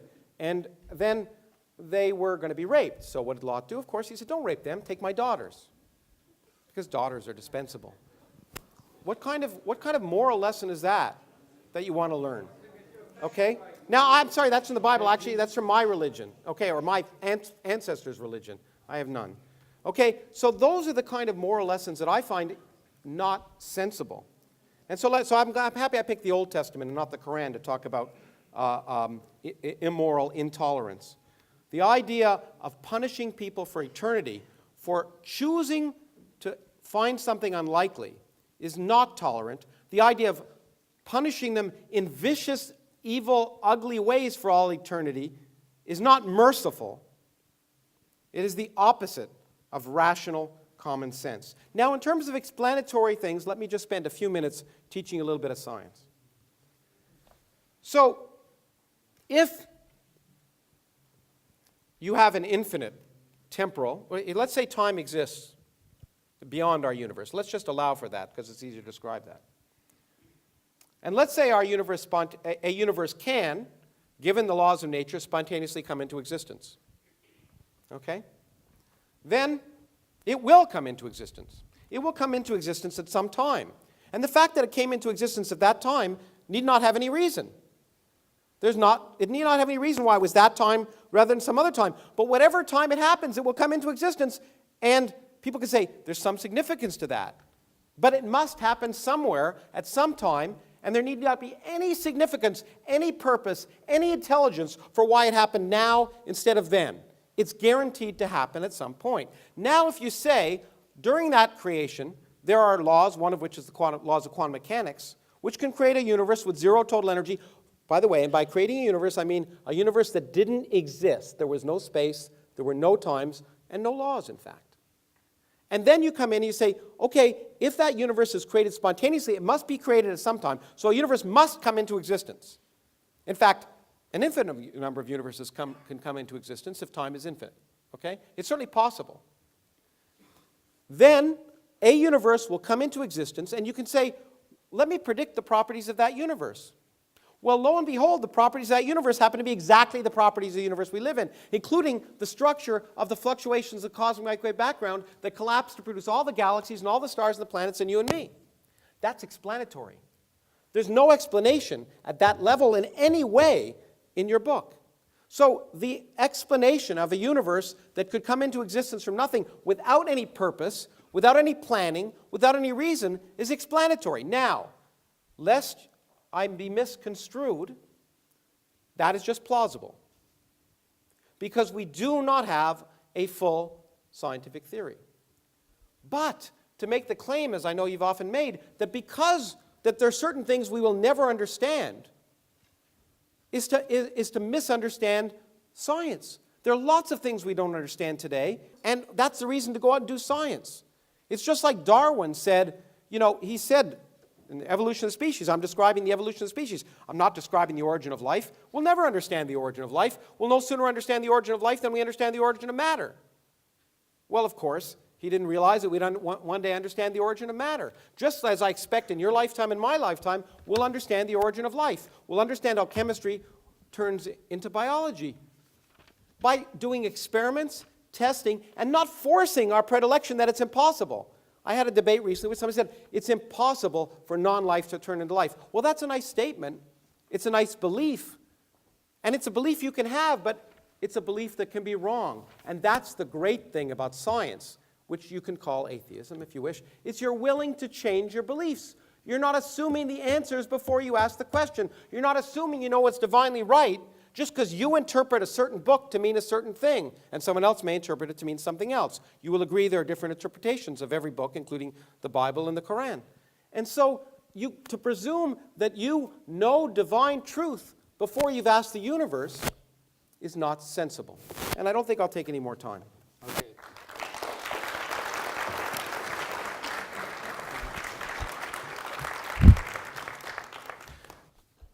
Thank you, Professor Krauss. Now back over to Hamza. 3 minutes it will be, thereabouts. Thank you, Professor. Thank you very much for your presentation. Now, I really want you to try and address some of my arguments. You produced something about with the Quran, but if you were attentive to my argument, the Quran says bring a chapter like it, not two verses from different chapters.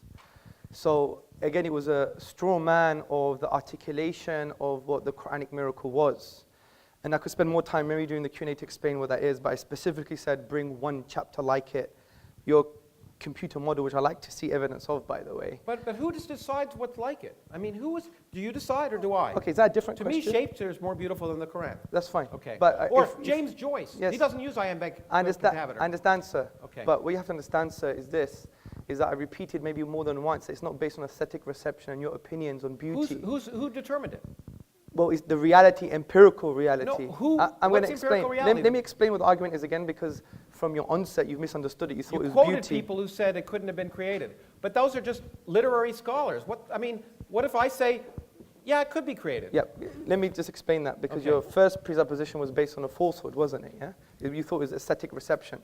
It's based upon the structural features of the Arabic language. Now, because I only have 2 minutes, I'll continue that in the Q&A, okay?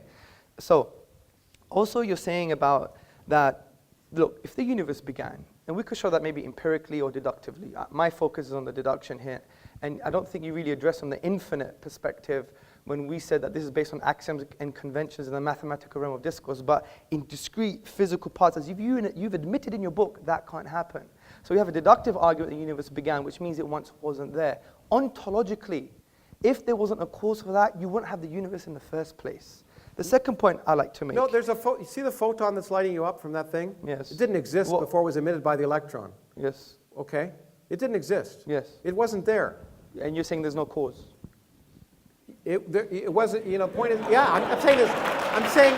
What I'm saying is, there can be physical causes for physical effects. Yes. Okay, but they don't have to be, but God doesn't have to pull the photon up. Just because the photon appears from nothing doesn't require something supernatural. I agree. But okay, so if a universe suddenly comes into second. existence where it wasn't before, it doesn't require something But supernatural. I already gave you a defeater to the argument that you assume that when things begin to exist, they may not require any causes. And that defeater was... Not any purpose. I didn't say cause. I just said if a universe can come into existence by physical causes, Yes. where there's no universe to begin with, it will happen at some time. And your point was I it agree. happened, and therefore there's a reason why it happened, because it happened when it happened. Well, if it didn't happen then, it would have happened some other time, and we would have had this conversation at some Let's other calm time. down. You're putting words in my mouth, okay? Okay. What I'm What did saying you to say you, then? I'm not saying things like, I'm not talking about teleology. I'm not talking about there is a purpose behind. Don't use definition. Did you not say our universe came into existence for a cause and there had to be a reason for it?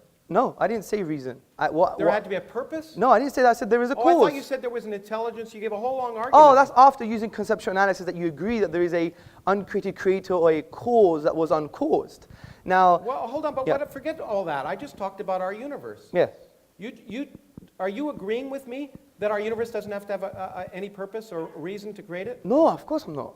I don't agree with you. Well- but that's not my argument. My argument is, deductively, was the universe once absent? Yes. Yes. If that's the case, then ontologically, which means the nature and source of reality, is that it couldn't have come into being without a cause. Well, okay. First of all, I hope it's that way because that'd be easier to understand. Yes. Okay? It's possible that it's not that way. Okay? So if it has, and you could take this out of my time if you want. I don't give a damn. The point is that maybe time exists outside of our universe. Maybe Yes. it doesn't. Let's just pretend it does. And then our universe came into existence, and there was a physical cause for that. That's fine. I'm fine with that. I'm fine with our universe coming into existence for physical cause, just like that photon being created. But as I pointed out to you, it's equally possible that these notions that we have in our brains, because we're humans living at a classical level, that time exists and is a continuous flow, may break down. And if they break down at t equals 0, then any sense of the word cause becomes nonsensical. The word cause is a red herring in your terms. It's not worth discussing. It may not be relevant to the creation of our universe because there may not have been any time before it, and therefore this notion that every effect has a cause may be irrelevant if there's no time. Now, I don't know if that's the case, but I'm willing to ask the question, and I'm willing to do studies to see if it's reasonable. Yes. I'm not willing to presume the answer before I ask the question. Well, of course, I agree. Okay. But the point is, the presumption here is that you require time, and that there's a specific physical definition for time. Now, Well, the presumption is after t equals 0, you require time. That's absolutely true. The presumption that you require time at t equals 0, if you took the equations as they're written, No. time would go out the window. I don't have a contention with the physics. That's your job. No, but there's no. Yeah. But if you take it as written, there's no time. The time has no meaning at t equals 0. Okay, agreed. Great. According So there's no to the cause. physics, I don't disagree with you. Okay. I highly respect that. But all of that is inductive in nature. No, it's not. Of course, what is it based on? Is it It's deductive? based on observation. Which is inductive. Well, no, it's empirical. It's empirical. You know, the problem is, it's empirical. It's Okay, based well, on what's testing. empirical? Okay. Look, I don't care. Look, the Do point you is, have an infinite set of observations? Have you had an infinite set of observations? now, if you're going to tell me, I read your something you wrote, which really misrepresented science. You're absolutely right. If you're going to tell me science can never tell anything with absolute certainty. Yes. Okay. That's Except things that are wrong. Yes. That's what science can tell. I agree. Science can tell us the Earth isn't 6,000 years Okay, old. good. Science can tell us that science can tell us many things, and so I don't all that disagree science- with you. Okay. I don't so the disagree fact- with you. Okay, so the fact that science can lead us closer to what is the underlying reality is absolutely true. And the fact that science can't say with anything with absolute certainty is absolutely true, except what's wrong. Yes, I agree. Okay? And it can say certain claims, for example, that the moon split in two when he was there, is wrong. Now, I know you're It's going to say another that's red a herring. misinterpretation. Another red herring. I know, another red herring, but certainly... Loads of fish in this room today. No. Some people, as you'll know, some interpreters of that thought that was the case, but they're wrong. You agree with me? That's it. Do you agree that I'm those making a interpreters different point here, that Professor. claim? Okay, all I'm saying is this is a book of words, and you can interpret it many different ways, and some interpretation of those words I'm gonna address are that. wrong. I'm going to address that as well. But that's, look, we're going from so many different issues. It's a typical strategy of not knowing how to respond to a particular point. Look, the point of interpretation, for example, the Quran, for example, if we read the whole of the Quran holistically, we understand that it's probably the only religious book that gives you tools of interpretation. For example, the Quran says there are some open-ended verses, ambiguous verses, and they're specified. So in linguistics, it's called intra and intertextuality. Now, therefore, it creates a scope of interpretation. Yes, I agree there's interpretation, but there are some things that lie outside of the scope because you don't know the language, you don't know the interpretive tools, you don't follow the scholarly tradition, etc. So there is, yes, I agree, a scope of interpretation, but it's fixed. So that is, in essence, the red herring. The point I want to get to What's here, different about that than, say, Christian theological different interpretation of the Bible? well, that's There's no very difference, interesting. right? Well, for example, in the Protestant tradition, the reason they moved away from the Catholic Church is because they said, look, this is me and my book, and I could interpret the way I want. But now a lot of Protestants are coming back to the Catholic tradition because they're saying, how do I understand God's word? And that's why they see the church entity as an interpretive authority, do you see? So obviously they have their own confusions, but the book doesn't tell it how to interpret it. That's why you have the German School of Systematic Theology. The Catholic Church, which now accepts evolution, for example, would say, you're right, the book doesn't tell us how to interpret this ridiculous first But I just want to Genesis. get back to my original point, which is, So there's nothing unique about it. You keep pretending Islam is unique, and I don't see it. Can we deal with a point at a time? Okay. Yeah, Okay, but you throw these things out. We believe And Islam if is I not don't- unique. If I don't Professor, challenge them, Professor, then they'll sound we as if don't they're accepted. believe Islam is unique. We believe it's a universal message that believes there's one true God. Don't enslave yourself to your ego and your desires and the beastly aspects of man or to the social pressure, loyal because I'm worth it. So is But free yourself from these shackles and worship the divine, which gives you true freedom. Because if you want real liberty, interestingly, the word ruh in the Arabic language means soul or self. And it comes from the triliteral Soul or stem. self? Which one? Both, in different contexts, okay? what We just soul be is. nuanced, okay? Yeah. Not reductionist. So, What's a soul? You want to tell me what a soul is? well, when you die, you'll find out. Let me just get my point.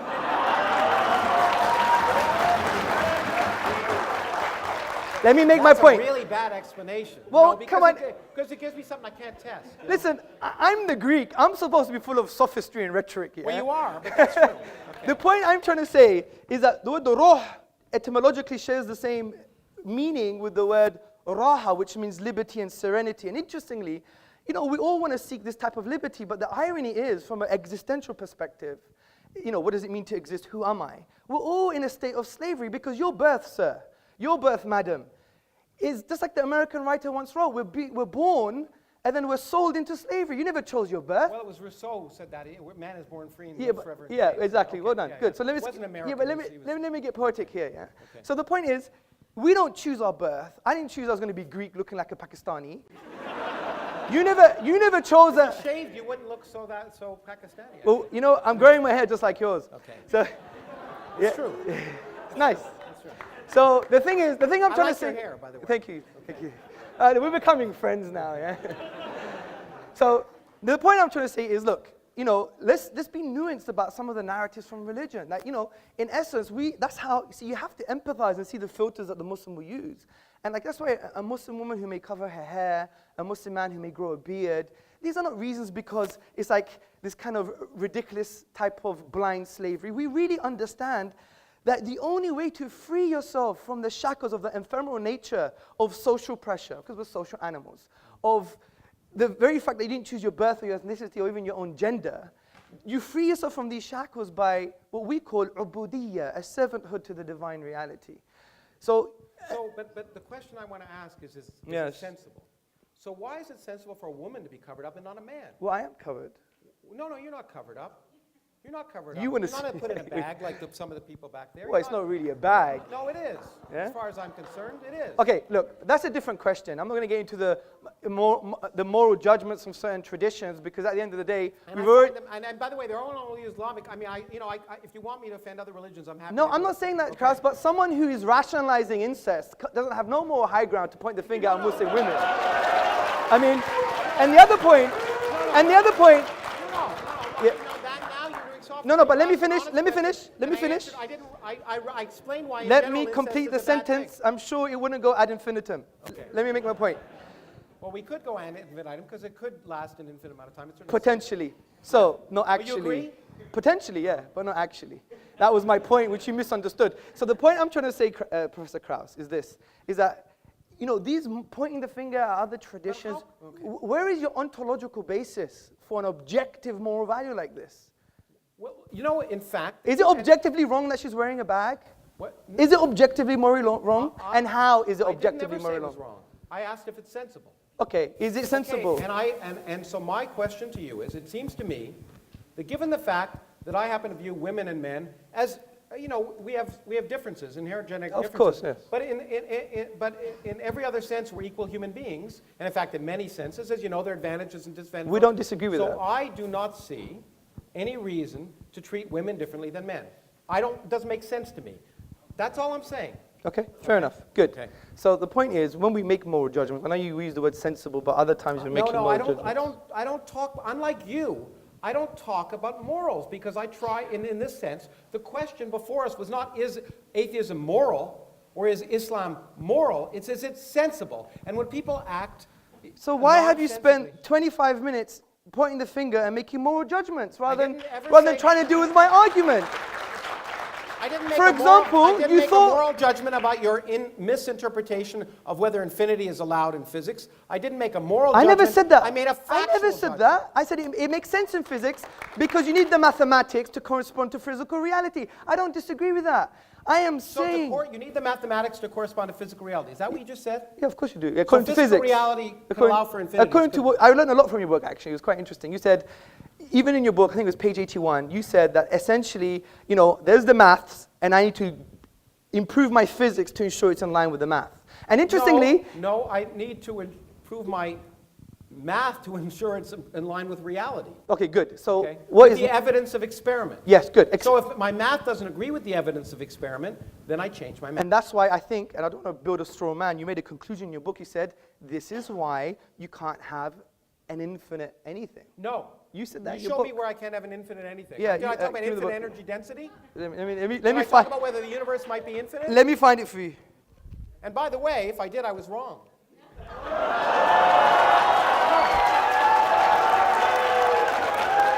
I mean, One second. That to me, No, to me- that's that to honorable. me- That is honorable. No, that to me is the worst kind. That's what That's I find honorable. No, that is so honorable, I personally admit. offensive about these arguments is you quote people as if what they say matters. But the great thing about science is there are no authorities. I agree. There are no scientific authorities. Everyone can be wrong, and we all are. That is including- honorable. That is including honorable. the I have people to- who claim to be, including Benedict before he stopped being Pope.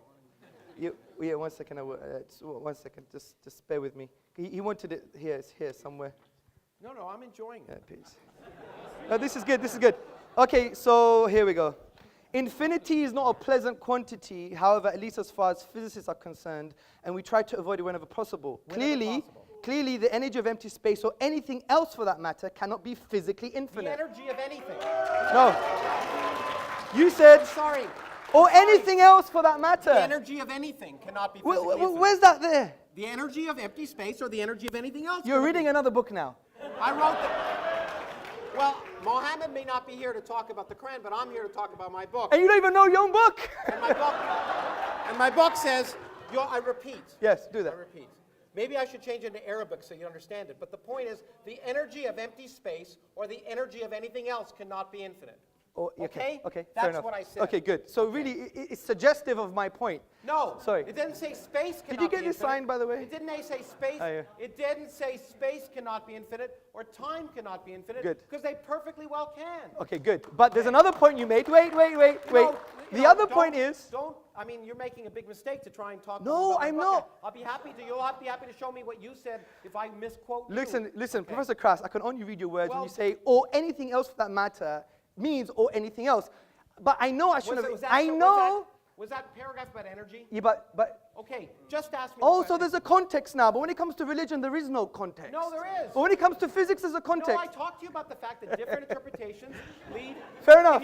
I in the agree. Quran. I Different agree. people have interpreted the Quran incorrectly. I agree, Professor Krauss. But listen to this. What you have to understand is this. Do you agree that the universe started at a finite time ago? Do I agree? Yes. The Because you universe made that started point. 13.72 billion years ago. Yes. It's as far back as we can go to about the first millionth of a 10 millionth to of the a minus second. 43 or something. Well, no. Has it changed? Empirically, we know it to about a millionth of a second. Yeah. Okay, excellent. Of course Good. it started finite So time good. ago. Exactly. So that I said was suggestive evidence for my deductive reasoning. Okay? Well, it was suggestive evidence for the Rig Veda, Akhenaten.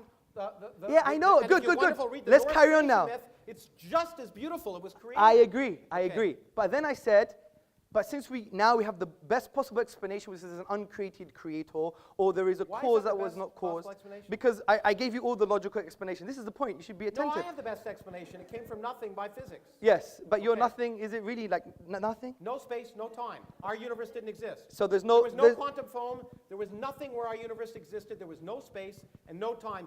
Everything we see, this room that we're in, So when- did not exist. when your friend Vilenkin comments on that. 1 second. So when your friend Alexander Vilenkin, who's a renowned cosmologist, a good friend, a yeah. good friend. I mean, I read some of his works. It goes way beyond me. I have to admit And in that. fact, you know what? Yeah. You know what? In fact, Alex Vilenkin, as you read in my book, as I did, in fact, he scooped me because he wrote Yes, the he paper did. I read before that. Yeah, did, that was very interesting. talked Yeah. about a creation of space from no space. Yes, I agree. Okay. Recently, he has mentioned that there is a spatio-temporal boundary, right? No. What has he said? Well, he is, I mean, you know, we can talk about the details of the instanton that he described in Yes, the mathematical yes, evolution, but in fact, there is no space at the central point of that Okay, instanton. agreed. So, but, see, my main point is that this evidence is suggestive of an evidence that is what I would call far more stronger. It has great epistemic value, and I'm going to end on this. Because it has greater epistemic value, because as you admitted, the inductive method doesn't lead to certain conclusions, whereas the deductive method leads to certainty. Now, you can't get it Which all is the often time. wrong. But no, if the premises... I can be certain about something be wrong. Can you? Yeah, I agree. But Okay. Krauss, if the premises are sound and the logic is valid, it's still certain. You still if have the to prove universe to doesn't me... respect your logic? Yeah, but Krauss, Professor Krauss, you still have to prove to me that the deductive logic I used is unsound or not valid, and you haven't done that. Well, Okay. if you don't think I have, I do. Okay, I'm really sorry to interrupt you, Professor Krauss, Hamza. You're going at it hammer and tongs, but there's a whole bunch of guys out there who want to sort of have a say, okay? Okay, guys, settle down. We're going to get the first question right now. Okay, my first question is to Professor Krauss, and this is just to sort out the whole thing we were talking about. I just opened up your page and it says, nothing is something. There you go. That's the title of a chapter. That's the title of a chapter, nothing is something, right? And you know what I meant? No, by and that? I'm going to ask my second question now. Okay. Your whole book is based on mathematics, and mathematics, as you know, is based on deduction. No, it's based on evidence. Okay, and you Observational use evidence. mathematics throughout your book, and you say deductive. Show me the equations in my book. Show me the equations. Are there equations? Yes, they are. Well, they're one or two. The book's 200 pages long. Okay, let me just ask my I may question. have said My equal MC first squared. question was, you said nothing is something as soon as you open the book. Yeah. Secondly, you said deductive method, deduction doesn't work, and maths is based upon deduction. No, I said it may not work. No, you said it in the opening. Deduction doesn't work, and your book is full of mathematics and deduction. Mathematics is based upon deduction. So how do you... it's actually a good introduction to logical fallacies. Professor, you want to say something? Yeah, okay. I mean, these rhetorical things are so ridiculous. But okay. I like catchy phrases. And when I said nothing is something, it's a chapter title. My point, which many philosophers don't understand, and I guess, anyway, is that nothing is a physical quantity. It's not a philosophical quantity. It's not an imaginary quantity. Nothing, in physics, is the absence of something. So therefore, to understand what nothing is, you first have to ask the question, what is something?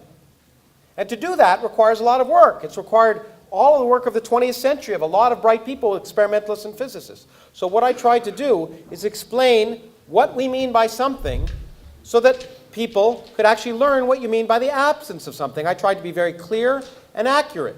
So it was just, in fact, since I wasn't trying to convince people of anything, I was just trying to explain it. The point is, in physics, nothing is the absence of something. So to understand what the absence of something is, you have to describe, you have to know what something is to know what the absence of that thing is, first. Secondly, mathematics is mathematics. You're absolutely right. But physics isn't mathematics. I did a degree in mathematics, and I did a degree in physics. I learned I wasn't a mathematician.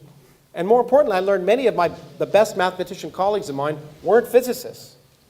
Because the universe, the way physics works, is that we make mathematical models of reality, but we don't decide that they're right. We say, in fact, I do it all the time, and most of them are wrong. I sit on a good day trying to make a mathematical model that explains reality. They go out and test it, and 99.99% of the time it's wrong, because that's the way science works. If it didn't work that way, anyone could do it. So it's not inductive in the sense, the mathematics is a useful language. In fact, it's the only useful language to describe nature, as far as we can tell. But it doesn't, we don't decide. Mathematics can describe an infinite number of universes. You can write mathematical descriptions of an infinite number of universes. Most of them are in our universe. The way we determine if they're our universe is we go out and do experiment. Science is experimental. Without experiment, pure thought leads nowhere. If you locked a particle physicist in a room and asked her to come up with a theory of reality without any experimental observation, she'd come up with the wrong answer. Okay, you didn't actually answer the question there. Yeah? Just to reiterate, because you didn't actually answer it, yeah? You said deduction doesn't work. No, I didn't. No. Yes, you said it in the opening. I said your it book. doesn't have to Okay, work. let me just repeat the It's question not- because you didn't understand the first time, right? You said deduction doesn't work, and your book has mathematics. And what I want to ask you Okay, is, fine, I agree with you. Next question. Okay, what is deduction? That's my question. What is deduction? Do you even know what deduction is? Because I studied mathematics at university. You know I don't even what? think you I know don't what it really- means. you know What is what? deduction? You know what? Yeah. What is deduction? Let me just say, let me just say this, okay? You can make definitions of things. I can try and figure out how the universe works. I'll make progress, and you'll sit here. Okay, thanks very much. Next question, please.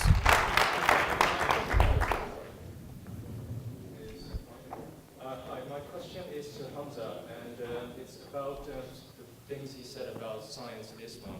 He's done a research paper on embryology within the Quran, and the idea that I'm getting is that, it's sort of better to actually understand Arabic more to get more scientific ideas out of the Quran. But where is the LHC equivalent in terms of Islam? Where's that? What is the LHC equivalent? LHC, Large Hadron is he talking- Collider equivalent. Large Hadron Okay, Collider. in Islam. Yes, or genomics. I mean, wouldn't it be a better idea just to study the Quran and come out with these results? Okay. And when can we see It's those a good big question. results? The first point is that essay that was written wasn't to show that the Quran gives science. If you read the essay, it basically says the Quran is very general and at most places concerning science quite ambiguous. Now in Islamic theology, these verses are what we call teleological. They're there for a specific end, just to make you think. Like frankly, only someone really silly is going to think that you're going to find quantum physics and embryology in a holy book. That's not the divine. That's not the will of the Creator. And St. Augustine said for the Bible, too. The Bible isn't scientific. Yeah, but it's not a scientific book. Yeah, anyone like says it's Al-Shatibi, he was a theologian, and he said, look, this book, the Quran, is there to make you think about the most important questions about life, man, life, and the universe. Who am I? Whose am I? Why am I? For whom am I? These existential questions. And I yes, agree with that, by the way. I think it probably is that. thank you, sir. Okay. So the point I'm trying to make here from the embryology perspective is to show not that the Quran is scientific per se, but that its language is not representative of a 7th century science. That was my main point. So it's got nothing to do with the fact... Wouldn't there be more? Sorry? Wouldn't there be more science in there? No, but why should there be? My main... No, but Well, in some cases there is, but not in terms of here are the details. It's more like, the unique thing about the Quranic discourse, for example, when it talks about natural phenomena, it will present a word, for example, and that word will have a scope of meaning, and you could check this meaning out for yourself. And interestingly, it's aligned with past errors and future accuracies as well, which is very interesting. So, yeah, but I would argue that in some cases, that you do see future accuracies. However, I don't believe, let me make my point. My argument for the Quran is not a scientific one, because I believe science, as Professor Krauss admitted and really didn't answer somehow, was that the inductive method doesn't give you certainties. So we believe the Quran we can prove deductively, and it tells us to do the science to see how things work. We may be wrong, we may be right. So it would be only erroneous to say that something that is deductive can be proven via something that's speculative or inconclusive.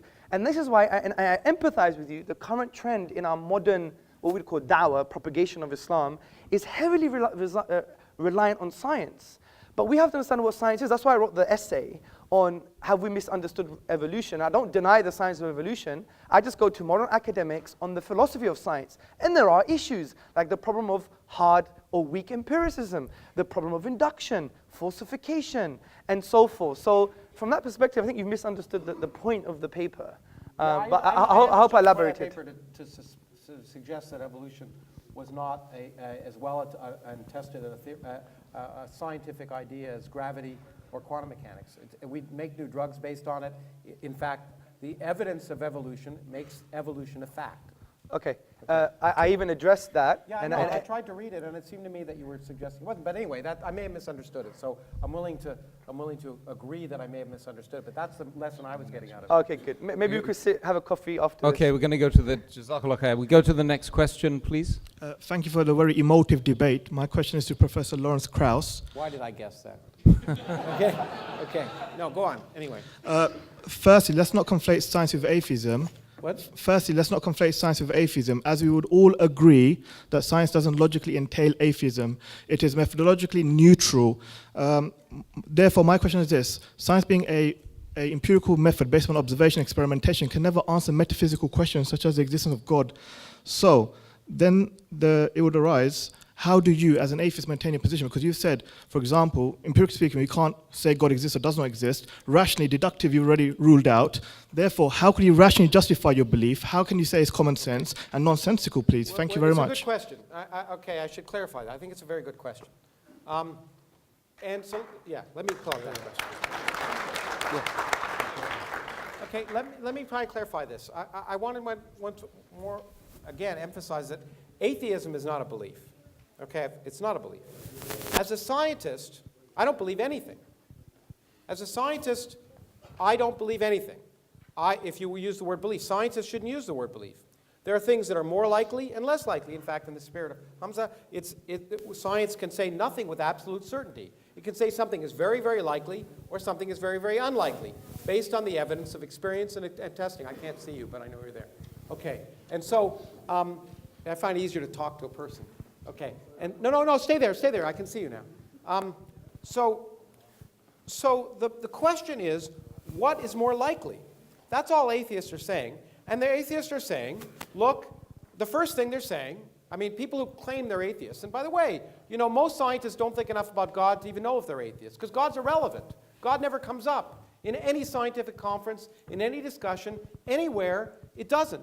Because, in fact, we're just trying to figure out how the universe works. You're absolutely right also to the fact that I want to stress one more time, that science, and I may slightly differ with my friend Richard Dawkins about this, I don't think a lot, science does not require atheism.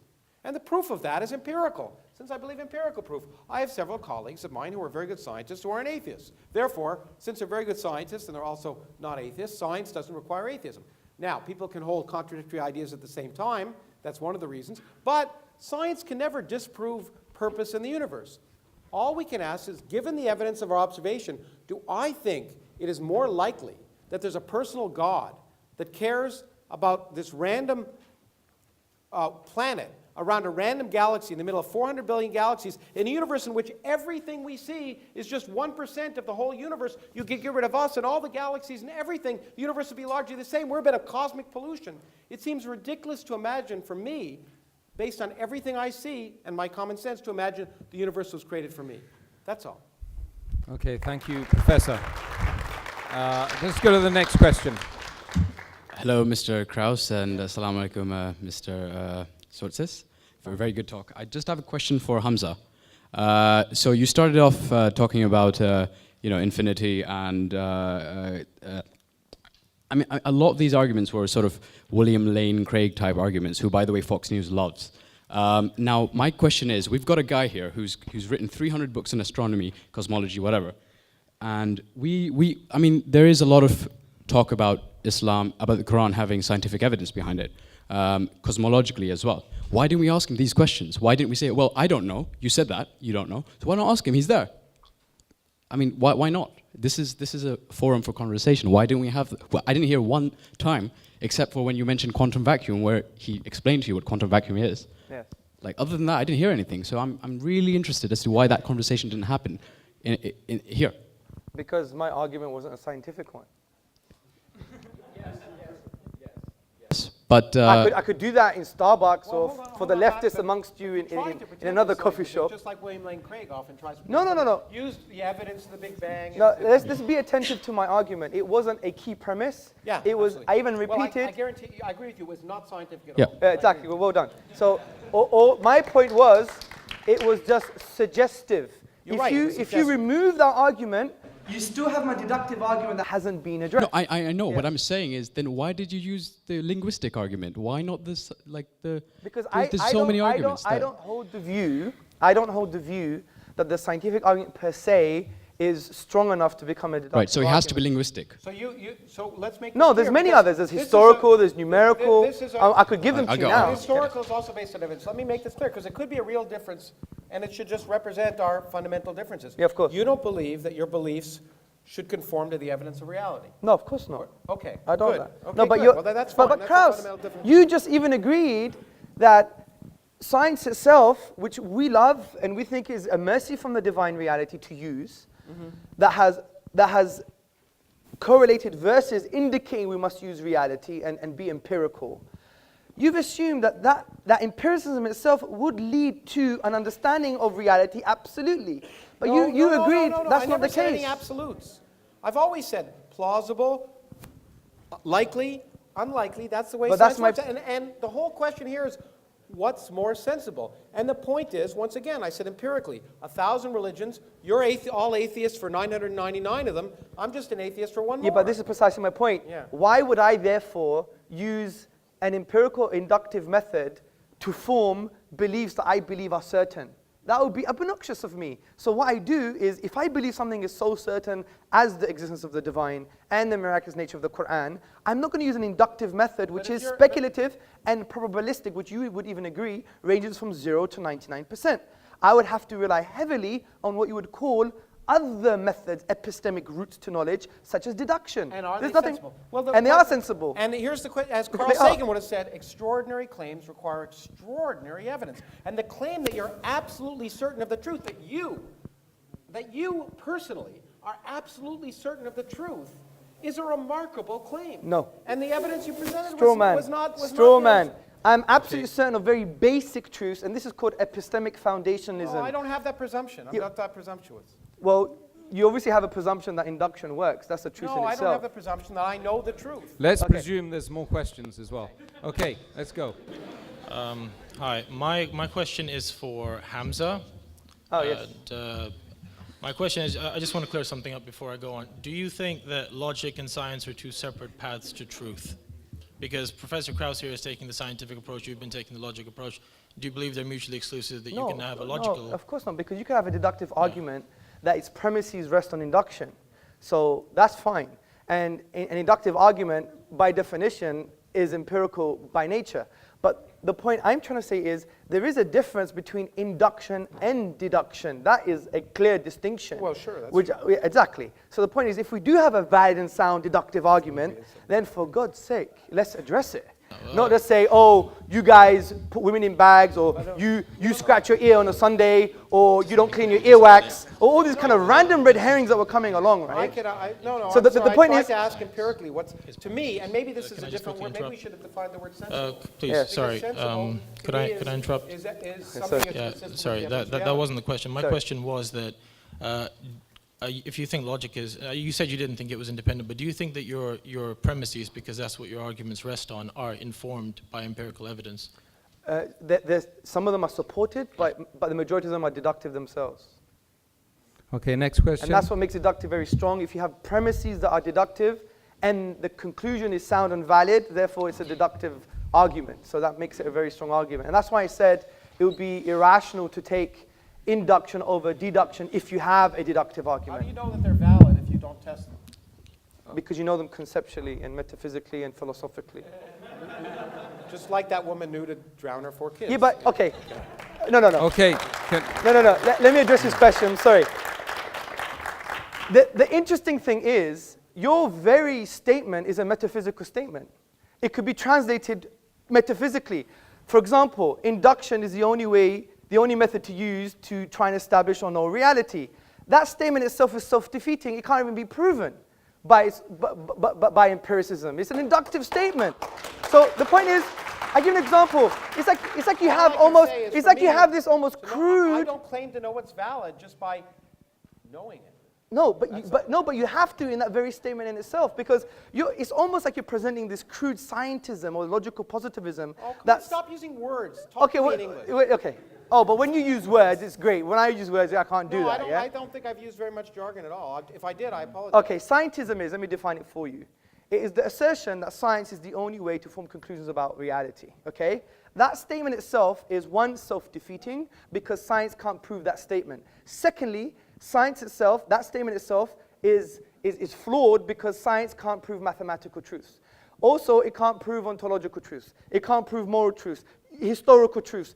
If you study epistemology, sorry, excuse me, sir. How do you know it can't prove historical truths? Let me make a point, sir. How do you know it can't prove moral truths? So you're making these Okay, presumptions. let me make my point. How do we know Aristotle existed?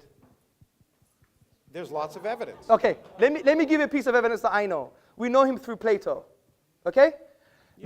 It's highly likely that he existed, which is what science would say. Yeah, but let me make my point. Even anyone studying epistemology, which is the study of knowledge and belief, you would know that the majority of your opinions in this room as well is based on non-empirical evidence. It's You're based right, on. but Let me finish. I understand that could be wrong. Yeah, but Aristotle may not have existed. Yeah, but you're missing a point. I'm trying to show you there's other routes to knowledge, sir. Which But is it's not knowledge. such as testimony, for example, Oh, authentic testimony? and valid testimony. Oh my goodness. You really believe in testimony as proof of do you really believe that? But Professor Krauss, Do you really believe that because I say let's not dig a hole for ourselves. someone did something, it happened? Go to the Berkeley website on the scientific method. It says one of the majority I don't aspects. go to websites, I just do science. Yeah, okay, well, that's very great. Well, do this science then. Listen to this science. The Berkeley website says the key part of the scientific method is also the workings of other scientists. That Which you test and you don't trust. Yeah. And you repeat their experiments because you don't trust the Yes, I results. agree. That's Wait, the way science works. but there's a lot of science. You don't trust other people's results. Excuse me, sir. There's a lot of science that requires testimony, yeah? What? Lots of science. What? Okay, I'll give you an example. Have you done every single experiment concerning evolution? No. So you believe it's true? Thank you very No, much. I don't know. What else do you want to say? Do you want me to answer? Do you want me to answer? Do you want me to answer your question? Of course or I not? do. Of course I do. You gave an answer before I even answered it. Come on. okay. You're accusing me of things I did to you. Yeah, no, I'm I don't learning believe in from the anything. best. I told you, I don't believe in anything. I think, based on the evidence of my experience Yes. and everything I see in the world around me, that evolution is highly likely. Okay. And that's what I would call a fact. So when you had an interview with Unbelievably highly likely. Oh, okay. As highly likely as even though I haven't ever been in space, although I wouldn't mind. Look, I believe I in in gender equality, the and there's Earth is round. the only woman who wants to answer a question in the room right now. She's standing there. I Let's agree. do it. Okay. I applaud that. I applaud you for that. I just wanted to make a comment about the incident that happened before this event began. I acknowledge that the brother who couldn't find a seat where he was coming from, and I believe that he has a right to sit where he wanted to, but there has been some misunderstanding. Firstly, Islam makes it very clear that equality is incredibly important, and that no black man, for example, is superior to a white man, and vice versa. But the issue here was not one of superiority, as no one imposed segregation upon him. He was allowed to sit with the ladies at the back, and he was also allowed to sit at the front with females. But if some of the ladies chosen to sit at a distance from the men, why must he impose himself upon us? If I sat in a restaurant with my friends away from men, would it be appropriate for him to join me at my table too? And I'm basically offended by his disrespect for my values.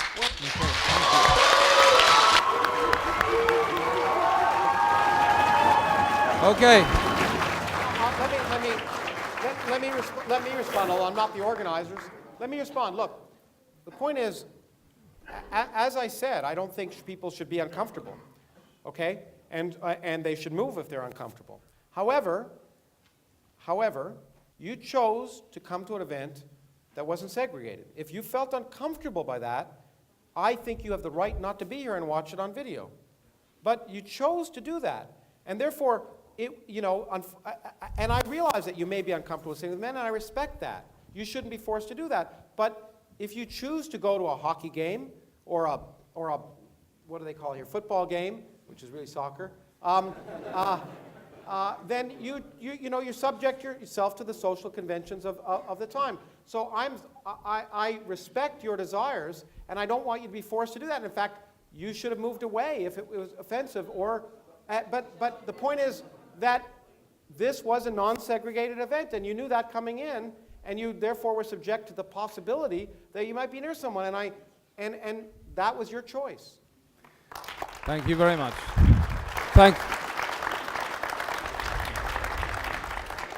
Okay, thank you very much. Thank you very much. You guys, mashallah. Oh, sorry. Don't be sorry. I've been sitting on the fence the whole night, you see. It doesn't offend me. Okay, it's painful sitting on fences. Hamza and Professor Krauss, I think you guys have been amazing tonight. Don't you think? I don't think so.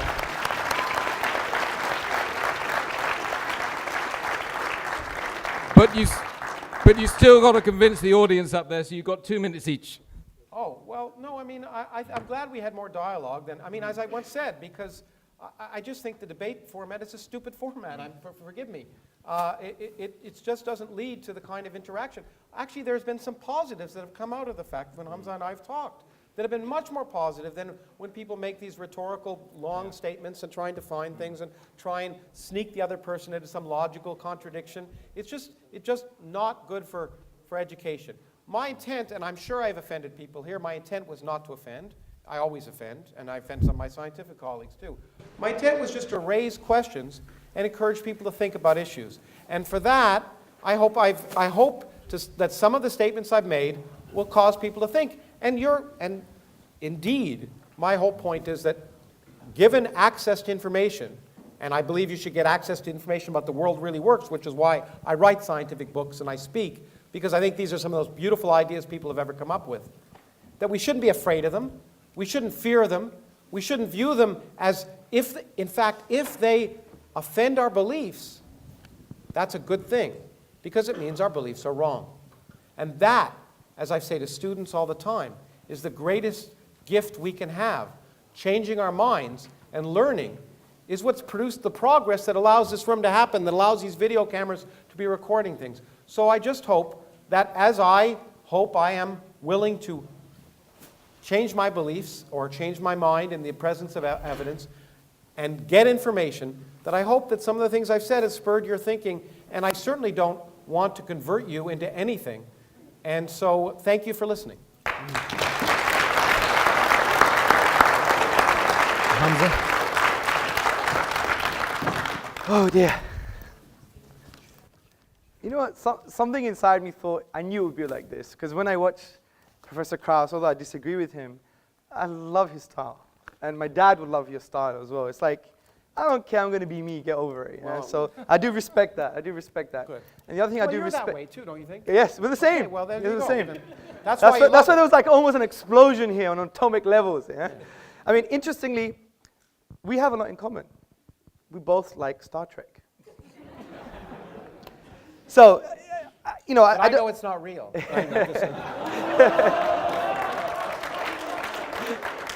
I couldn't. You gave me the line. Yeah, I give him that one. I give him that one. Okay, good. Right. So, first and foremost, I think there wasn't much discussion on the definition of a miracle that I presented. I think maybe we should have more useful discussion on maybe the coherent definition that we presented. Concerning the literary form is unique. Again, I think there was a misunderstanding between aesthetic reception and unique literary form, and the computer analysis that was brought as an example wasn't based on a whole chapter, which is based on the inimitability of the Quranic discourse. Also, I think we brought forth a deductive argument to show that the finitude of the universe, and therefore it couldn't have come via nothing. Once it was in a state of non-existence, then it was brought into being. It couldn't self-create. It couldn't be created by something else that was created because of the absurdity of the infinite regress. Therefore, it makes sense that it was created by something uncreated or caused by something that's uncaused. And it's in line with our definition of causality, which is something that produces effect, which allows asymmetric causality. Also, when we talked about the infinite, we talked about the quantitative infinite, not the qualitative infinite. And I think the examples the professor gave were based on axioms and conventions in the mathematical realm of discourse rather than in reality. So that's all I have to say. I don't think the key premises of my argument were addressed. And I think it shows the veracity of Islam from that perspective, because if it was so wrong and so rubbish and so nonsensical, we would have had a strong counter-argument from that perspective. But this is going to be unaddressed until the Day of Judgment, I believe. But I think what we all have to learn is that, you know what? We can sit on a table. We can speak together. We may be angry and rhetorical. And by the way, I so apologize if I offended anyone, especially Professor Krauss. I did say things that I shouldn't have said for a highly respected, academic like himself. So we have to humble ourselves for his achievements. And some of the words I used were not appropriate, even though they may have sounded nice rhetorically, but that's a different issue. The point is, you know, at the end of the day, let's be human. Let's connect with one another without presuppositions. And that's very hard to do. But the only way to do that is just really divorcing our drama and our presuppositions when we try to engage with someone. And that's what we teach in our courses all the time. Engage with a human being, not just with his beliefs or your perception of who he is. We didn't quite get there today, but you know what? It's the beginning. God bless you all. Sizameni ukwenza ngokuhle sisaziphilela lo mhlaba. Make